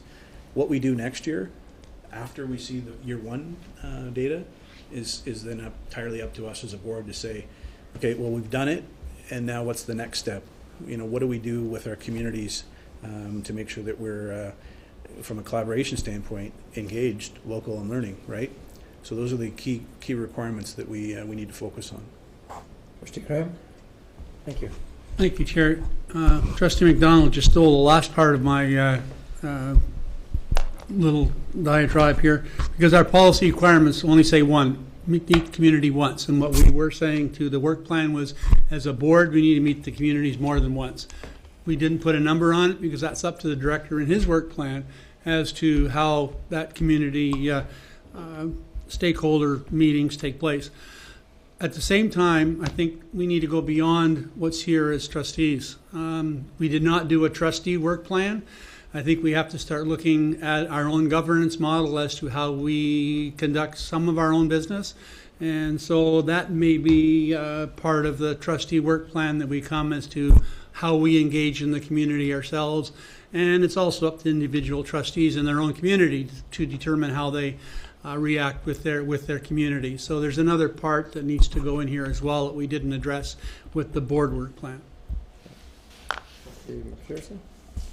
Okay, I stand corrected then. So basically, the strategic plan applies to the corporate board. What we do as the governance board is basically up to individual trustees. If I choose to go out and have town hall meetings with all my municipal councils, that's my criteria. From a political point of view, certainly. You basically, within limitations, we set our own game plan for our connection with our local communities. This is corporate board. Exactly. This is schools, this is administration, and okay. So, therefore, not very often I say this, but I stand corrected. Do we have that written down? Thank you. Okay, so I want to keep the conversation going. I think it's a matter of we've focused in on the community. I think we've made it fairly clear that where the expectations, obviously coming out of accountability framework, is that the director would go beyond the policy to engage with our stakeholders. It's going to be certainly up to the director how he is going to put that work plan together and analyze who it is he needs to see and how that's going to unfold. We know he's going to come back. Are there any questions about that? Is everyone in agreement that that would be something we would keep as part of the work plan community? Are we good with that? Any objections? Okay. Let's go to the top. The graduation rate. The graduation rate has been something that's been in the forefront of our conversations for years. The goal, obviously, has been for all of our students that we have in our system to have a 90% graduation rate. We're looking at a 2% from 2017 to 2018. Again, that probably goes back to Trustee McAllister, a question you were asking in terms of why would it be 2%, why not 4%? Is there any questions about why we would recommend 2% as opposed to 1 or 5 or 10? Or is it kind of clear that what we're looking at is a one-year growth? We're trying to set a target that is fairly reasonable. And any questions on that? Any questions, concerns about us leaving that? Everyone's fine with that? Okay. When we go down to the collaboration, again, the next few that we're looking at are the results of the Ipsos read, which would have been more than a year ago. It's been a couple of years ago, 2 years ago. There was some information that came out of that we knew we had to address. And so when we were looking at collaboration, because collaboration is obviously part of our strategic goals right now, or our strategic critical success factors, we're looking at a 50%. Now again, that was an increase to improve the communication within Upper Canada. It sounds vague, I know that, but it's high level. It's up to the director to interpret that. It's up for the director in his work plan to be able to dig deep enough to find out exactly what it is his next step has to be around communication. Questions, concerns about that?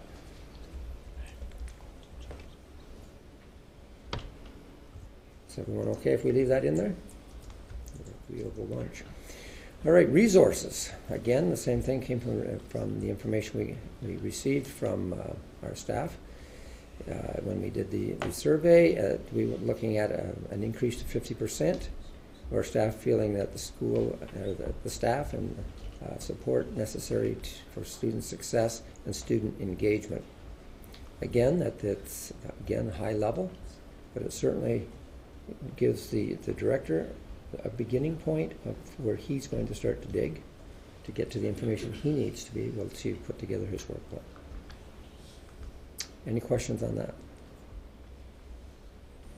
Okay, moving to wellness. Now, wellness is, there's actually two parts to this. The first is the staff feeling valued and recognized. This is something that came out loud and clear in the survey, but it's also something that we've talked around with board table over the last year or two. We're looking for an increase of staff feeling that they are recognized and valued. Again, we're moving that up to 50%. We would all love to see 100%, but right now we just set it as a goal to 50% that we feel could be achievable. No questions? And the last one comes down to our students, and this is a conversation we've had many times at the table, and we've had it at Student Senate. It's been everywhere, talking about students and increasing their capacity to deal with stress.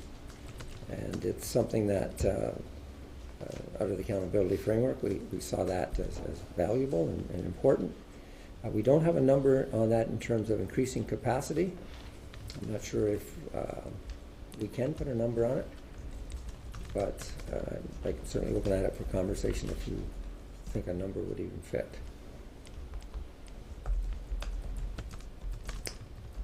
We're fine? Trustees, is there anything we've left out? Anything here that, again, as I said, anything that comes out of the accountability framework is simply a recommendation. It was just a result of our discussion, but we certainly do not speak for everyone in this board.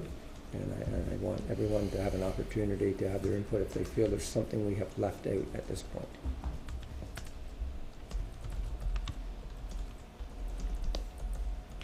Okay. Do we have agreement that the recommendations we have before us, we can move forward as the board work plan for 2017 and 2018? Chair, do you need a motion to approve it?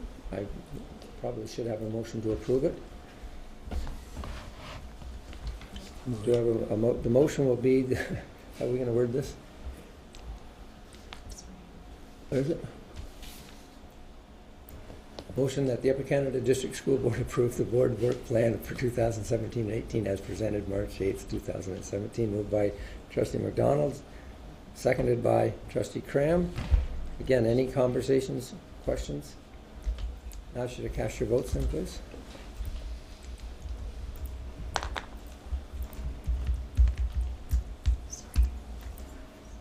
Pardon me? Got it?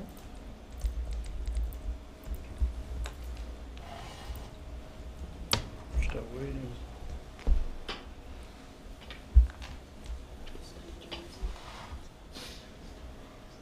I don't see it yet.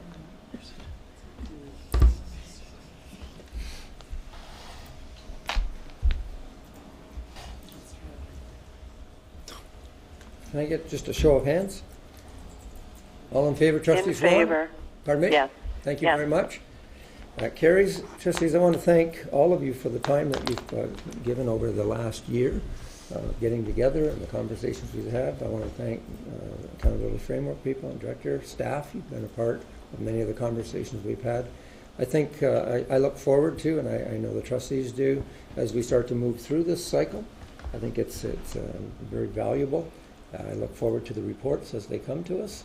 And Director, I look forward to seeing the work you're going to be doing for us. Thank you. Okay, thank you very much. Okay, moving on to the next item. Usually in our agendas, we always have a thing that talks about facility project reports, and it's usually in the agenda. We never address it, and it's just assumed that the trustees look at it. But I think we were thinking that it's probably important to put Superintendent Hobbs on the spot. And he's sitting down there tanned from Mexico and I swimming with the sharks. I think it's about time that we got him out of the shark tank and brought him into this shark tank.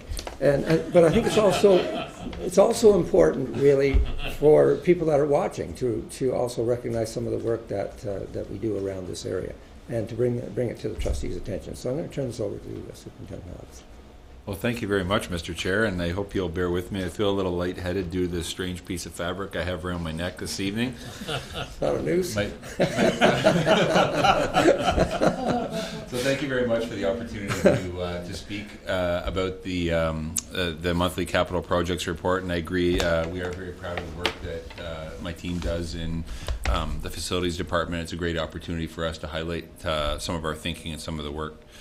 So moving on to the first slide, just a brief overview of what we'd like to accomplish tonight is, first of all, provide a little bit of information on the nature of our capital spend for 2016. So as you know, most of our construction work takes place in the late spring or early summer months, and then wraps up, really in a lot of ways in late fall. And so really it's only now where we really have a good solid picture comprehensively of what we accomplished in 2016. We'd also like to share some sample projects that were the highlight of that 2016 construction season and a bit of an outlook on our capital spend for 2017. A little bit to start just about how we think about capital management and the scale that we're working with. So just to put it in perspective, the UCDSB has spent over $107 million on school capital improvements since 2012-13 across all our schools in the board. And that doesn't include new school construction, which represents another $45 million in capital spend. And we take that responsibility very, very seriously in terms of the fiscal management of the funds, but also making sure that we deliver value to the board and to our school communities. Making sure that the schools that our kids are learning in and our staff are working in are safe, clean, warm, and dry, as the mantra goes.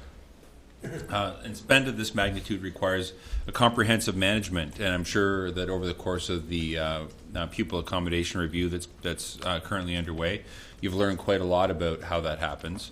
But one of the things that's really important for us is that when we're looking at where to spend that money, we are really using a capital asset management tool called VFA that helps us decide what are the areas in the building components that really need updating. So we really do try to make this an objective exercise in wherever possible directing those dollars to where they're needed most based on the objective condition of the school. The second piece that we do is we really try to optimize the use of funds and human resources. So oftentimes a lot of that work that we do is not necessarily seen directly by the public. It's going into roofs, it's going into boilers and building components that aren't necessarily seen or experienced directly by the students and staff. That being said, there's an awful lot of requests out there for things that are more materially impacting the experience of students and staff. It could be painting, it could be things that are cosmetic, or it could be things that are going to enhance program.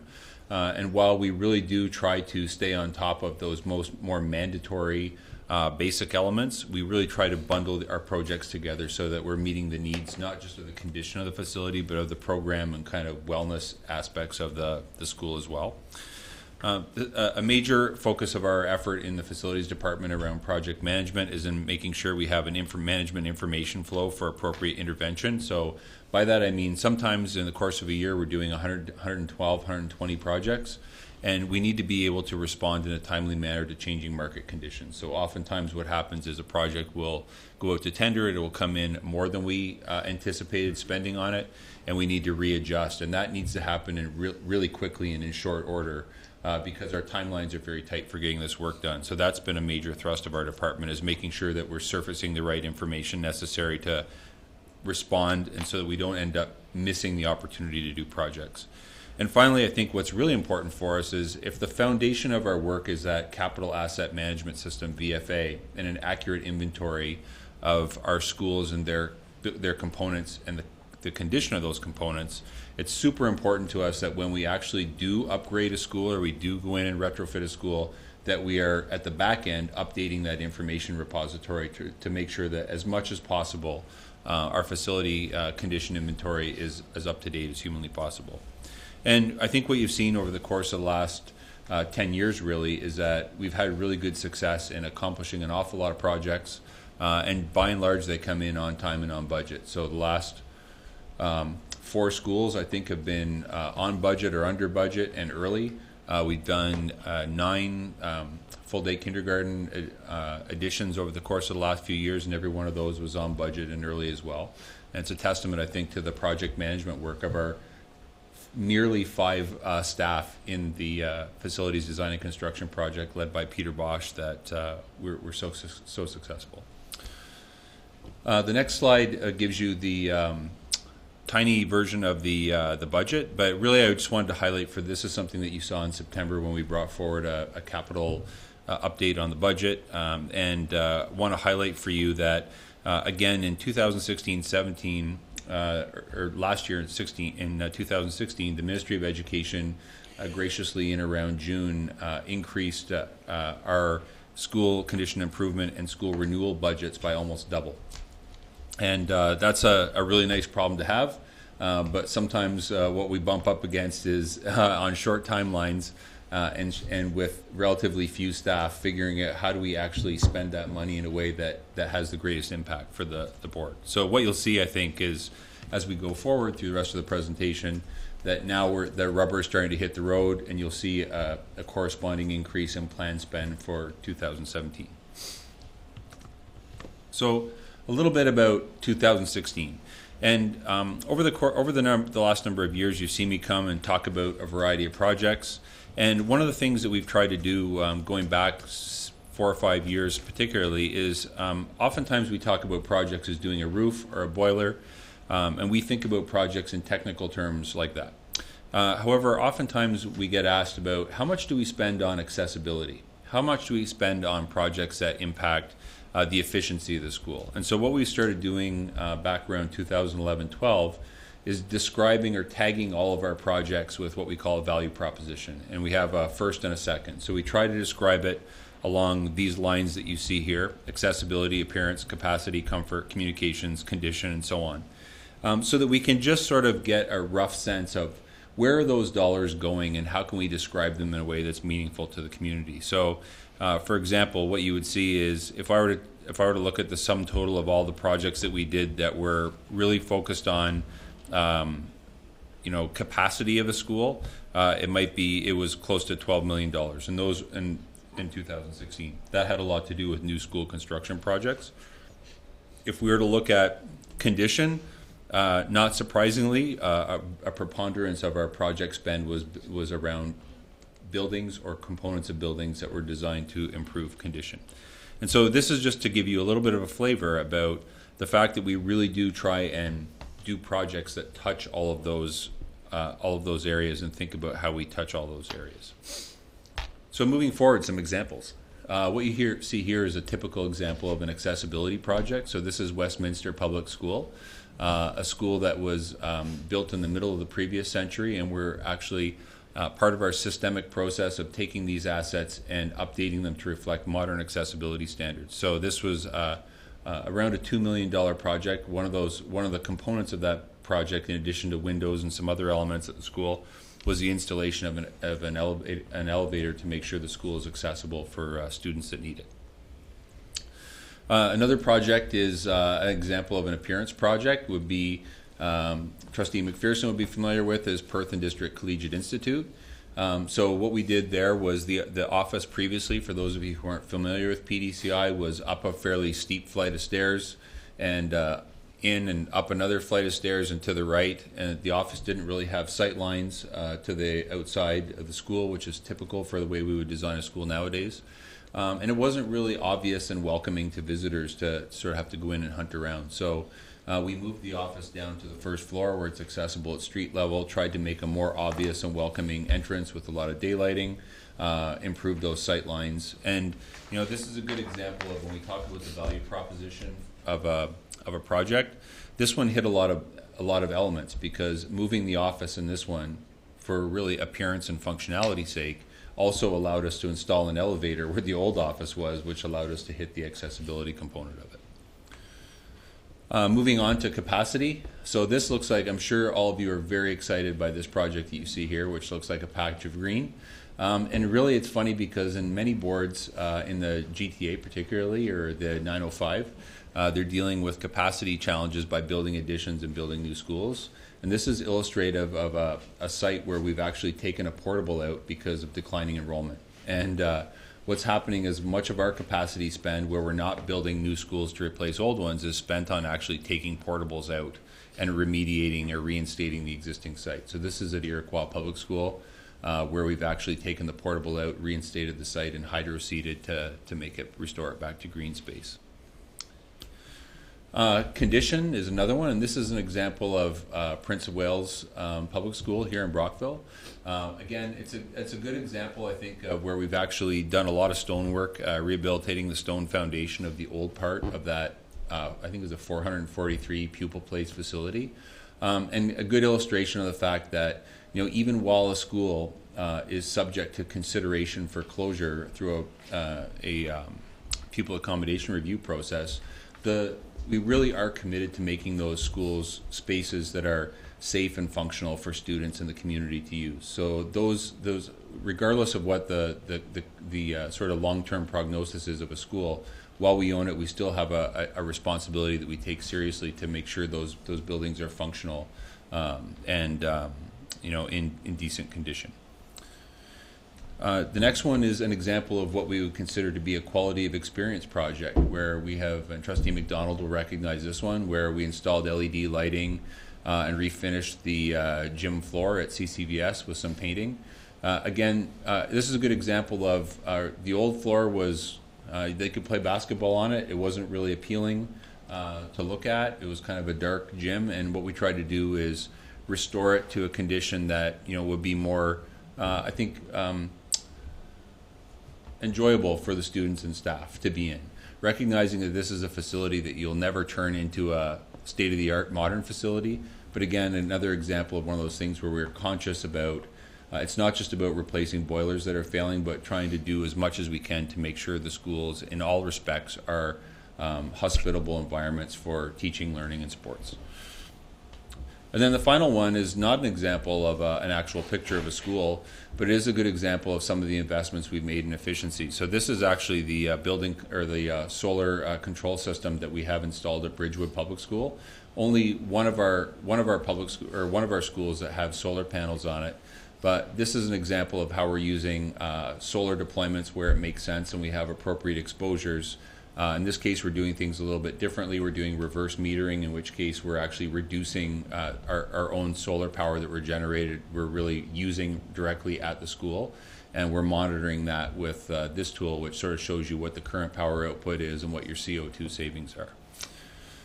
So the intent of all these is really to give you a sense of how we are actually using that value proposition idea to be able to articulate the value we're offering in terms that people will understand. Moving on to the next slide, a little bit about the capital project cycle. And so it does feel circular, actually, some days more than others. But starting sort of at the top left, as I mentioned earlier, most of our projects start with identifying some kind of capital requirement using the VFA. So aging boilers, aging roof. That's usually buttressed by staff inspections. So staff will go out and validate to make sure that sometimes the mathematical age of a building component, like a roof or a boiler or a floor, will indicate that it should be replaced, whereas an on-premise inspection would say it's got some more life in it. Right? So if you look at the floors at BCI, for example, here in Brockville, they've been around for a while and they're going to be around for a while longer, even though they might by age alone say they need to be replaced. We then actually will take at a given school, we'll look at some of the discretionary requests that have been requested. So good example of this would be something like window shades, which ordinarily would not be covered by capital. But if we're actually doing that as part of a larger window replacement project, we can all of a sudden now bundle that into a larger capital project and make it affordable for the school. So we start looking at those kinds of discretionary or operational things that we can bundle in and address the needs of the school. The next step would be identifying the project. So we bundle all this together, identify the project, identify the funding sources that would be applicable to actually funding that project, and establish a budget. We move on to competitive procurement and execution. And then eventually what happens is we close the project and update. So oddly enough, what you'd find happening is that most of our capital projects for 2017 have already been identified, designed, and are in the process of being tendered right now. So really, we're on the rails towards a summer execution. And then in the fall, we're mostly spending on next year's projects and closing out the previous years. To give you a flavor on the next slide of what we plan, what does 2017 look like? Looking at things through the lens of this value proposition kind of stance. What you see, I think, immediately is if you look at the bottom of the column, first value proposition, that represents the sum total of all the projects, the anticipated project spend for this summer. On the previous 2016 version, we had $23 million in spend. This year, you see reflecting that increased funding from the Ministry of Education. We're up to spending about $34 million this year anticipated in capital. A big thrust at accessibility. So this is, I think, a bit of a reflection of, number one, the greater emphasis on, or the greater allocation of funding from the ministry, but also the fact that the ministry has given us greater latitude in that funding to spend that on things that are more discretionary and not 100% related to building condition, which means that we can do more projects that are specifically targeted around things like accessibility that are a priority for the board. Some pretty big things on projects geared towards improving the actual curb appeal and experience within the school. And of course, another year where we're really focused extensively on building condition. So the 2017 outlook, again, around $33 million in spend. I think we have right now 112 projects on the books for summer 2017. And again, I'd really like to express my appreciation now to the design and construction team, which consists of 5 people who are running around in 90 schools to manage 112 projects valued at $33 million. It's impressive work they do very quietly and consistently, and I think with great success. So we're extremely appreciative of their work. We're currently working to finish planning and tendering those projects. We're also looking forward to wrapping up the new build of Kentville Public School later this year. It's going really well. The agreeable weather has certainly helped us out, so we're hoping that we're going to be able to wrap that up successfully later this year. And then we're continuing to work with the Ministry of Education, as you know, to develop our business cases for capital priorities. And that really represents, I think, the work of design and construction for the remainder of the year. Thank you. Thank you. A lot more to it than we think. Open it up to comments, questions from the trustees. Through you, Chair. Let's go ahead, Trustee Swan. I guess I have a couple concerns about this report. We'll start out with this last presentation with looking out to 2017. We have all these projects on the board and tenders out, but the Board of Trustees has not voted on what schools are going to be closed. So how will this impact this looking out to 2017 document? Director, you want to start that? Thank you, Mr. Chair. Through you, and I'll ask Superintendent Hobbs to join in the conversation in a moment.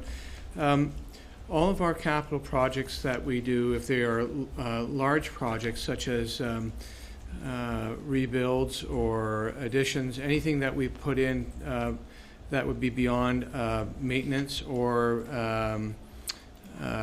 routine maintenance at that, would be something that we would be prepared to advise the Ministry of any changes following the board meeting on the 23rd of March, and the Ministry would be expecting to hear from us. And that's those projects that would be in the final staff report that were brought forward as for capital improvement. For this list, Mr. Chair, this is taking a stance as a presumption as business as usual, and we're prepared to modify the list if there's any changes that comes forward. I just wanted to highlight the reason why we've identified what we've identified is that we do have to, as good stewards of the resources that we have on behalf of taxpayers, make sure that the sites maintain that warm, clean, dry, safe, and functional status. And we have to always plan ahead. If there is any changes to any of the buildings that comes out of the board's conversation this month, then obviously we'll have to make some changes and adjust accordingly. I'll turn it over to Superintendent Hobbs if he has any other details to add from there. Mr. Chair, no, I think Director Slee was hit the nail on the head. I think it's always a balance for us of, continuing to make investments where they're needed in all our schools to keep the schools functional, safe, clean, warm, and dry, and then perhaps standing down a little bit on some of the more discretionary elements until such time as decisions are made by the board. Trustee Swan? And thank you. May I have a secondary through you, Chair? Yes, you can. On the report, which the previous report that goes page by trustee and by school, I'm just wondering, it says the projects, the date, what was done, and the phase of completion. I'm just wondering why the cost of a completion couldn't be added, and I would like to request that it would be added, and I'm wondering how difficult that would be. I'll ask Mr. Hobbs just to dive in there. I believe we would have the costing available, but I'll ask his comment. Yes, thank you, Mr. Chair. The actual report that's in the trustees package contains both projects that are planned and in progress and complete. Historically, we haven't actually put individual projects in. Generally because, we actually like to, we're actually always in a process of competitive bidding. So there's a part of us where projects that are in progress or planned, we don't want to tip our hand as to what the budget would be for projects of that type before we're in the tender process. And afterwards, we're a little reluctant to, put it out in public because we sort of see that as intelligence that we like to have when we're designing our procurement process. From a practical standpoint, there's nothing to stop us from projects that are fully closed and complete reporting on what the cost is of those, if it would be of use to the board. Thank you. Through you, Chair, may I just comment on that? Yes. What would it take, or question on this, what would it take for us to ask the costs of these projects that are presented in this report? And how much time would it take staff to do that? I mean, I would assume you could easily get this off a computer if you have this all listed already. Director?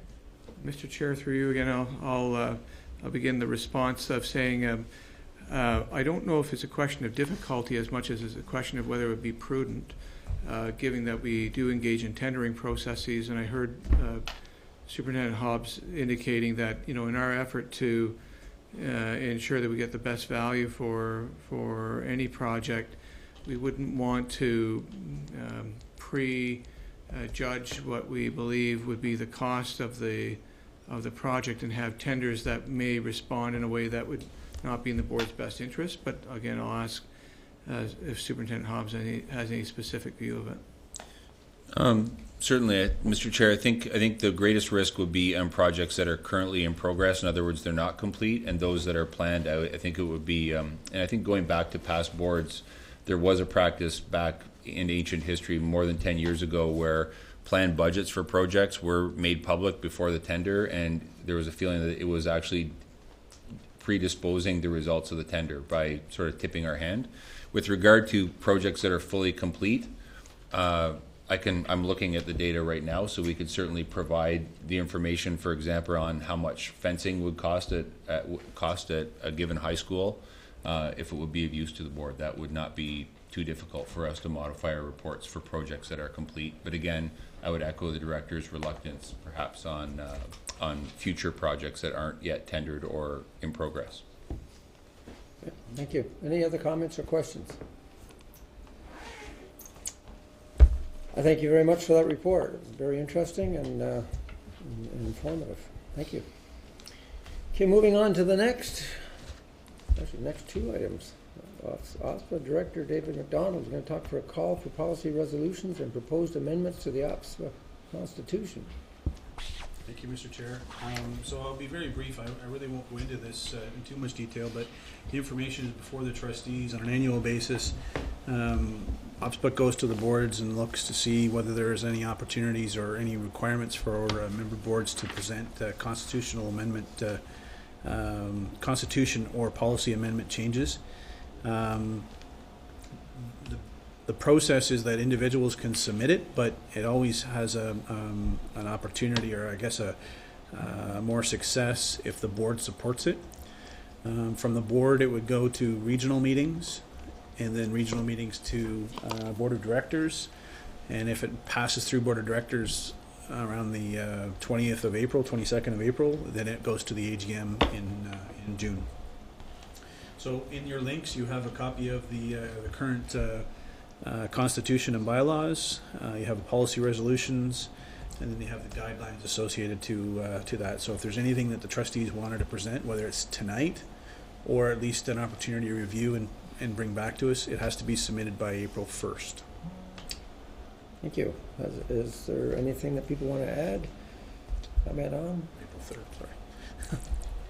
And they can get things to you? Get things to me, but if again, as I said, if it's something that they wanted to make changes, it would be ideal that we would get board support first, right? So that it could be submitted up to OPSPA. So failing that, then it still could be presented to OPSPA as an individual trustee submission. Okay. Thank you. And no comments or questions on that. Moving on to the next is the your standing item, which is report. I believe you had a meeting you were at. I was at a meeting on the weekend, Mr. Chair, and I have a few items that I wanted to bring up to trustees, bringing them up to speed on some happenings, some goings on in the province. Obviously, around finance, we always talk about finance at OPSPA and the submission around the GSN changes. I think I've spoken about it in our past meetings. OPSPA has provided a GSN guideline submission to the ministry. At this point, there hasn't been much change or anything done since that point. It's anticipated that GSNs will come out around the regular time frame, we think. We never know, but we anticipate towards the end of this month that the GSNs would be out. Around legislative and policy updates, there are a number of. So, if you recall, trustees, the House was had risen just before Christmas and did not go back into session until the Tuesday after Family Day, and so as a result, there wasn't a lot of legislation that was taking place. But as soon as the House got back into session, it was fast and furious. There is some that will have a direct impact on trustees. First would be Bill 68, the Modernizing Ontario's Municipal Legislation Act. And that really, it deals with a number of different things. It deals with the Municipal Elections Act. It deals with conflict of interest and how it impacts trustees. And so what the changes are coming forward, and it hasn't passed final reading. It's only at second reading. But some of the concerns around this is the change in term for trustees. They're proposing a change to November 15th instead of December 1st. And then there's some conversations and talk with that being modified and only implemented in 2022, which would be the next, not this coming one, but the next municipal election. There is, pros and cons to that. I'm not quite certain that we've experienced it, but in some areas, there was claims of lame duck or those types of things. But where it impacts boards. And it's different for municipal councils, is that there's a lot of activity that takes place in school boards between October 1st and December 1st, and that primarily goes around our financial statements. So our financial statements are prepared at the end of the fiscal year, presented back to the board and the audit committee in mid to early November, and then submitted to the ministry for that mid to late November timeframe. And that's really what determines, if we don't do it on time, impacts the cash flow situation moving forward. So, you know, a school board's year is September 1st to August 31st. And so December 1st maybe doesn't make sense to some degree as well, but November 15th becomes problematic. You've got too much work to get done before November 15th and not enough time to get it done. And so, you know, we're hopeful through OPSPA that they will realize that, you know, what they're proposing is certainly going to have a huge impact on school boards and the operation within that election year anyway. Because, you know, the focus has been on the municipal side of things, but again, school boards have been forgotten. Around conflict of interest, the biggest thing around conflict of interest is that they are they're looking to make some changes around conflict, so that currently it has to be a member within your area. So someone within Upper Canada could bring a conflict of interest claim to one of us as trustees. What they're looking at is anybody, whether they're in Upper Canada jurisdiction or not, could bring a claim against a trustee for conflict of interest. They're also looking at potential change around the parameters of timing. So we could be, you know, not run in the next election, and in 3 years' time still have a conflict of interest charge brought forward against us. So the problematic piece with that is that what it does is it seems to take away the requirement that, you know, there needs to be a justification or a proof that something was done, that somebody was, for lack of a better term, offended by it. The fact that it can be done by anybody across the province, it draws into question whether they have been offended by it while they're living in Windsor, when the potential conflict of interest took place in Perth, for lack of a better location. So that creates some concerns, and we'll see how that moves forward. There are some changes proposed coming on Bill 94. Bill 94 relates to some legislation that would, if a school bus has a camera on the school bus and a vehicle accident, a traffic accident, or a traffic violation occurred, then the camera evidence can be used in the court proceedings against the defendant. I think it was a bit of a gray area, whether there was an opportunity to allow for the evidence to be introduced, but they're putting legislation in place to help with that piece. Some of the other pieces, there's the introduction of Safe School Zones Act, so that would be similar. You know, my children live in out of the province, and they live in Calgary, and community areas where there are schools, it's posted that it's a school zone, and it's just a known fact that you reduce your speed down to a certain level at certain times of the day, and if you go through that area above the speed, there's police that come out of the woodwork and lay charges. So there's looking at something similar to that, whereby the school areas would have safe school zones and allow for reduced speed and the opportunity for automated speed enforcement.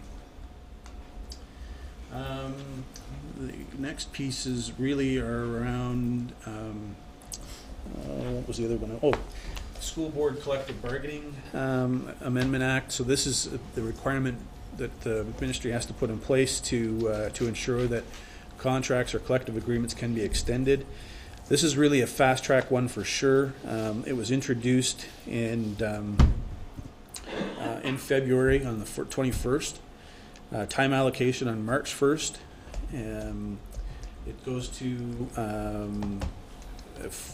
that was for third reading on March 1st, March 2nd. It goes to time allocation, sorry. And then March 8th and 9th, there was committee meetings and public hearings. And that was only introduced last week. So if you wanted to present to the public meeting or to the committee, then you had to make your request up until a certain hour of the day. So first session started today. Second sessions are tomorrow. OPSPA was putting a request in to present this afternoon at 4 o'clock, and I haven't seen whether we were received or whether we did present. One of the other pieces that I did want to draw attention to is just that we provided an update on the statistics of the Ombudsman's office, and it was introduced in 2015 that school boards would become part of the Ombudsman requirement, I guess, or jurisdiction. And it's September, end of September 2015, there were 117 calls to the Ombudsman office for school boards. And in January 2017, there's 1,168 to date. So that was per month. So that's in the month of January. In comparison, in January of 2016 is whenever municipalities were introduced. There were 441 in the first month. And in January 2017, municipalities have 3,492 inquiries and calls to the Ombudsman office for their work. So it's taken on a life of its own with the public sector side of things. There's an increase with universities, school boards, and municipalities. The next area of focus I wanted to talk about was early years, and really around early years, just highlighting the fact that there is the requirement now for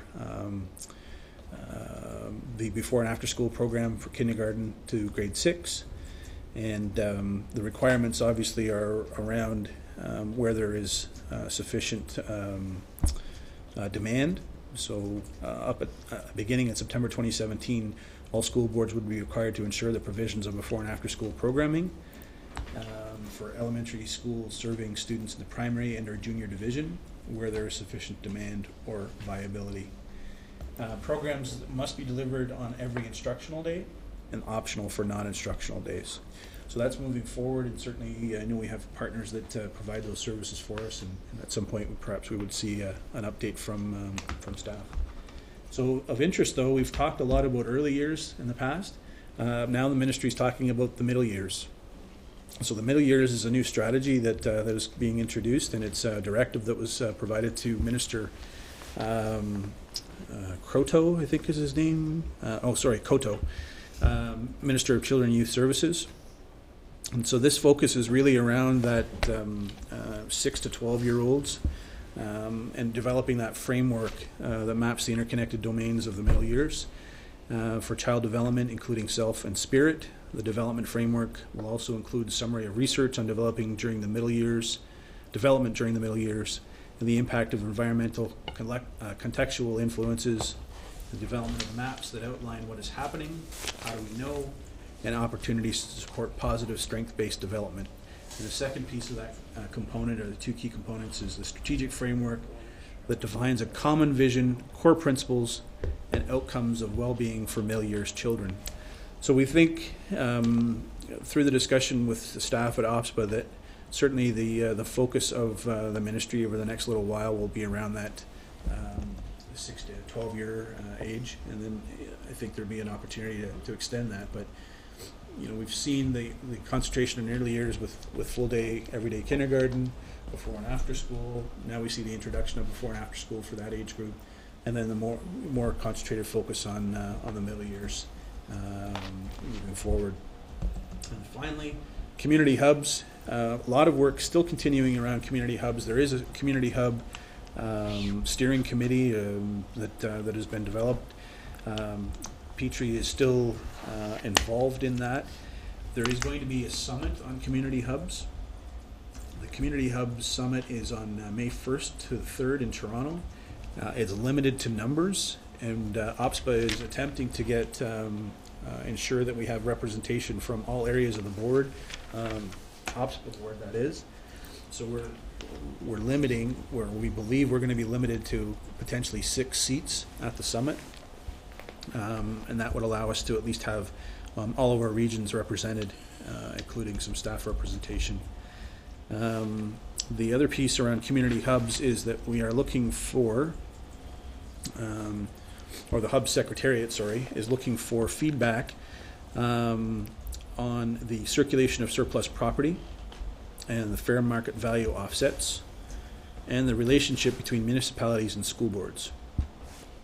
So the key areas that we're looking, or that the Secretary is looking for, is the Community Hubs Division is working with the ministry partners on the development of a one-window portal for surplus public property.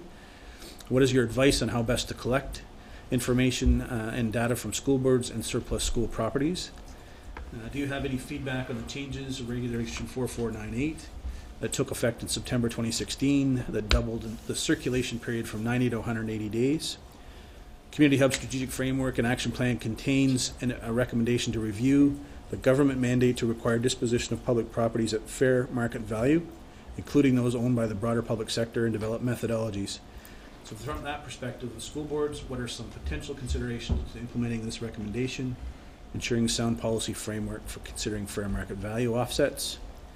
And then finally, what is your advice on how to improve relationships between municipalities and school boards towards more integrated planning at the local level for community hubs? So I'll circulate that to trustees. If you have any comments, you can certainly provide those to me or send them directly through to OPSPA at TJ Gortz, who's the contact there.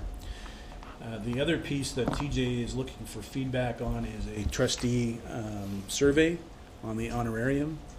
If you are interested in providing feedback, I will provide the link for you on that as well to SurveyMonkey, where you can respond and provide your highlights, insight on the quality of pay that we receive as trustees, quality and quantity, and they will collect that data and make a part of our presentation moving forward to the ministry.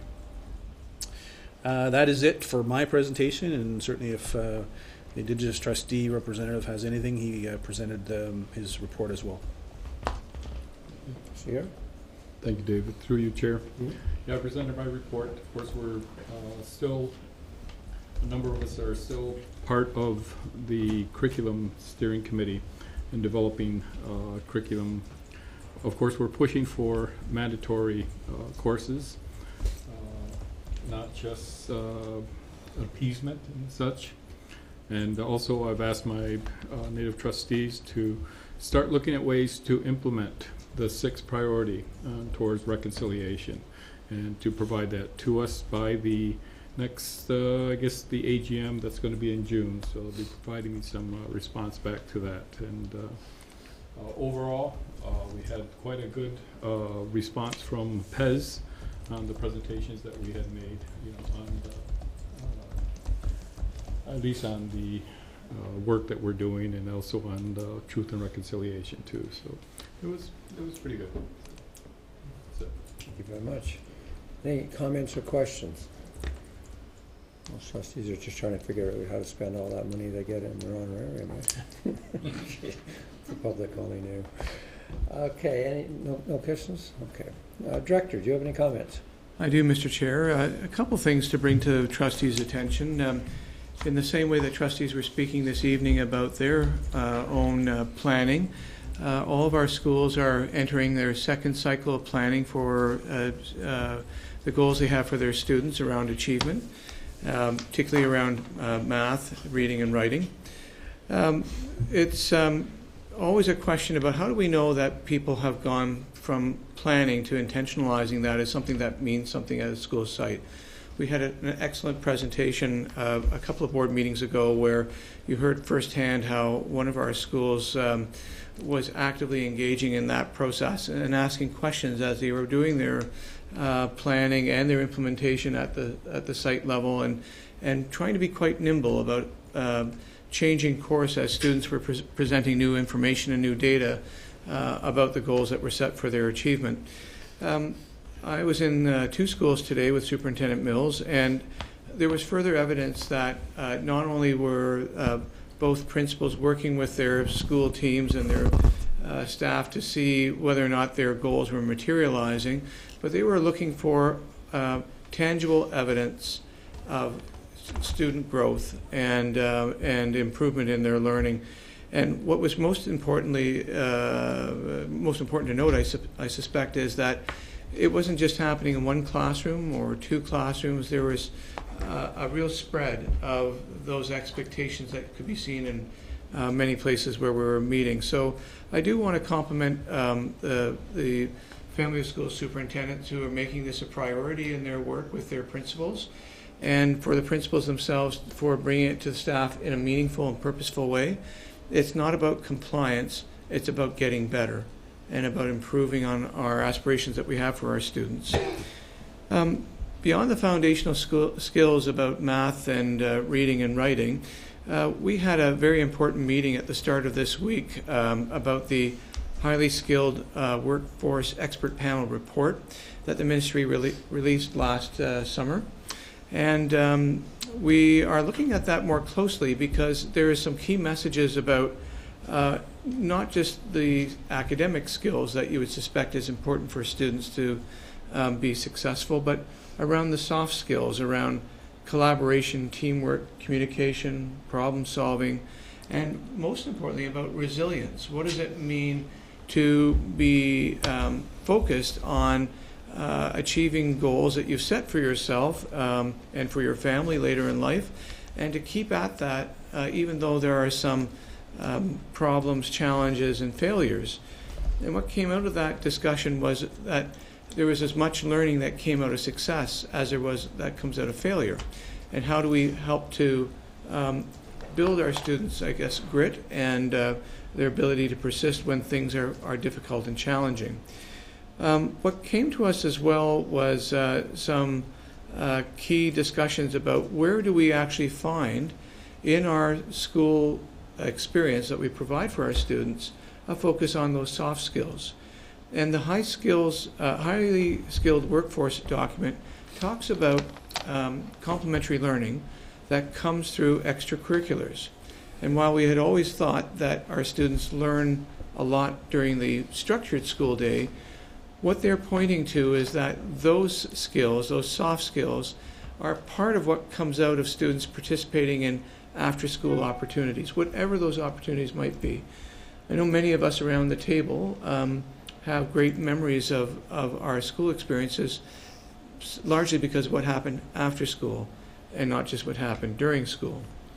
And we were very pleased that the chair of the highly skilled workforce panel, Sean Conway, could join our staff that morning and walk us through the key parts of the report so we could focus on what we need to do as a school system and build some capacities about moving forward. And now that we have some very definitive guidance from the board about what that might look like around the E and CREW, around education, I think we're going to be able to bring back some very important things to schools, our students, and report back to you as a board. In speaking about extracurriculars, I'd be remiss if I didn't talk about some really important things that have happened in the last 2 weeks. We are really excited to see how our students have succeeded in terms of athletics and other skills. We've had our Eastern Ontario Skills Competition that happened in Cornwall last week, and we had over a dozen students that were gold medalists from our schools who are going to be hopefully moving forward to the next level of competition in Kingston in the very near future. But the kinds of things that they were exceeding in is the exact types of skills that the highly skilled workforce wants to see. And that is students who have developed competencies and not just credentials. So a diploma matters, but competency matters.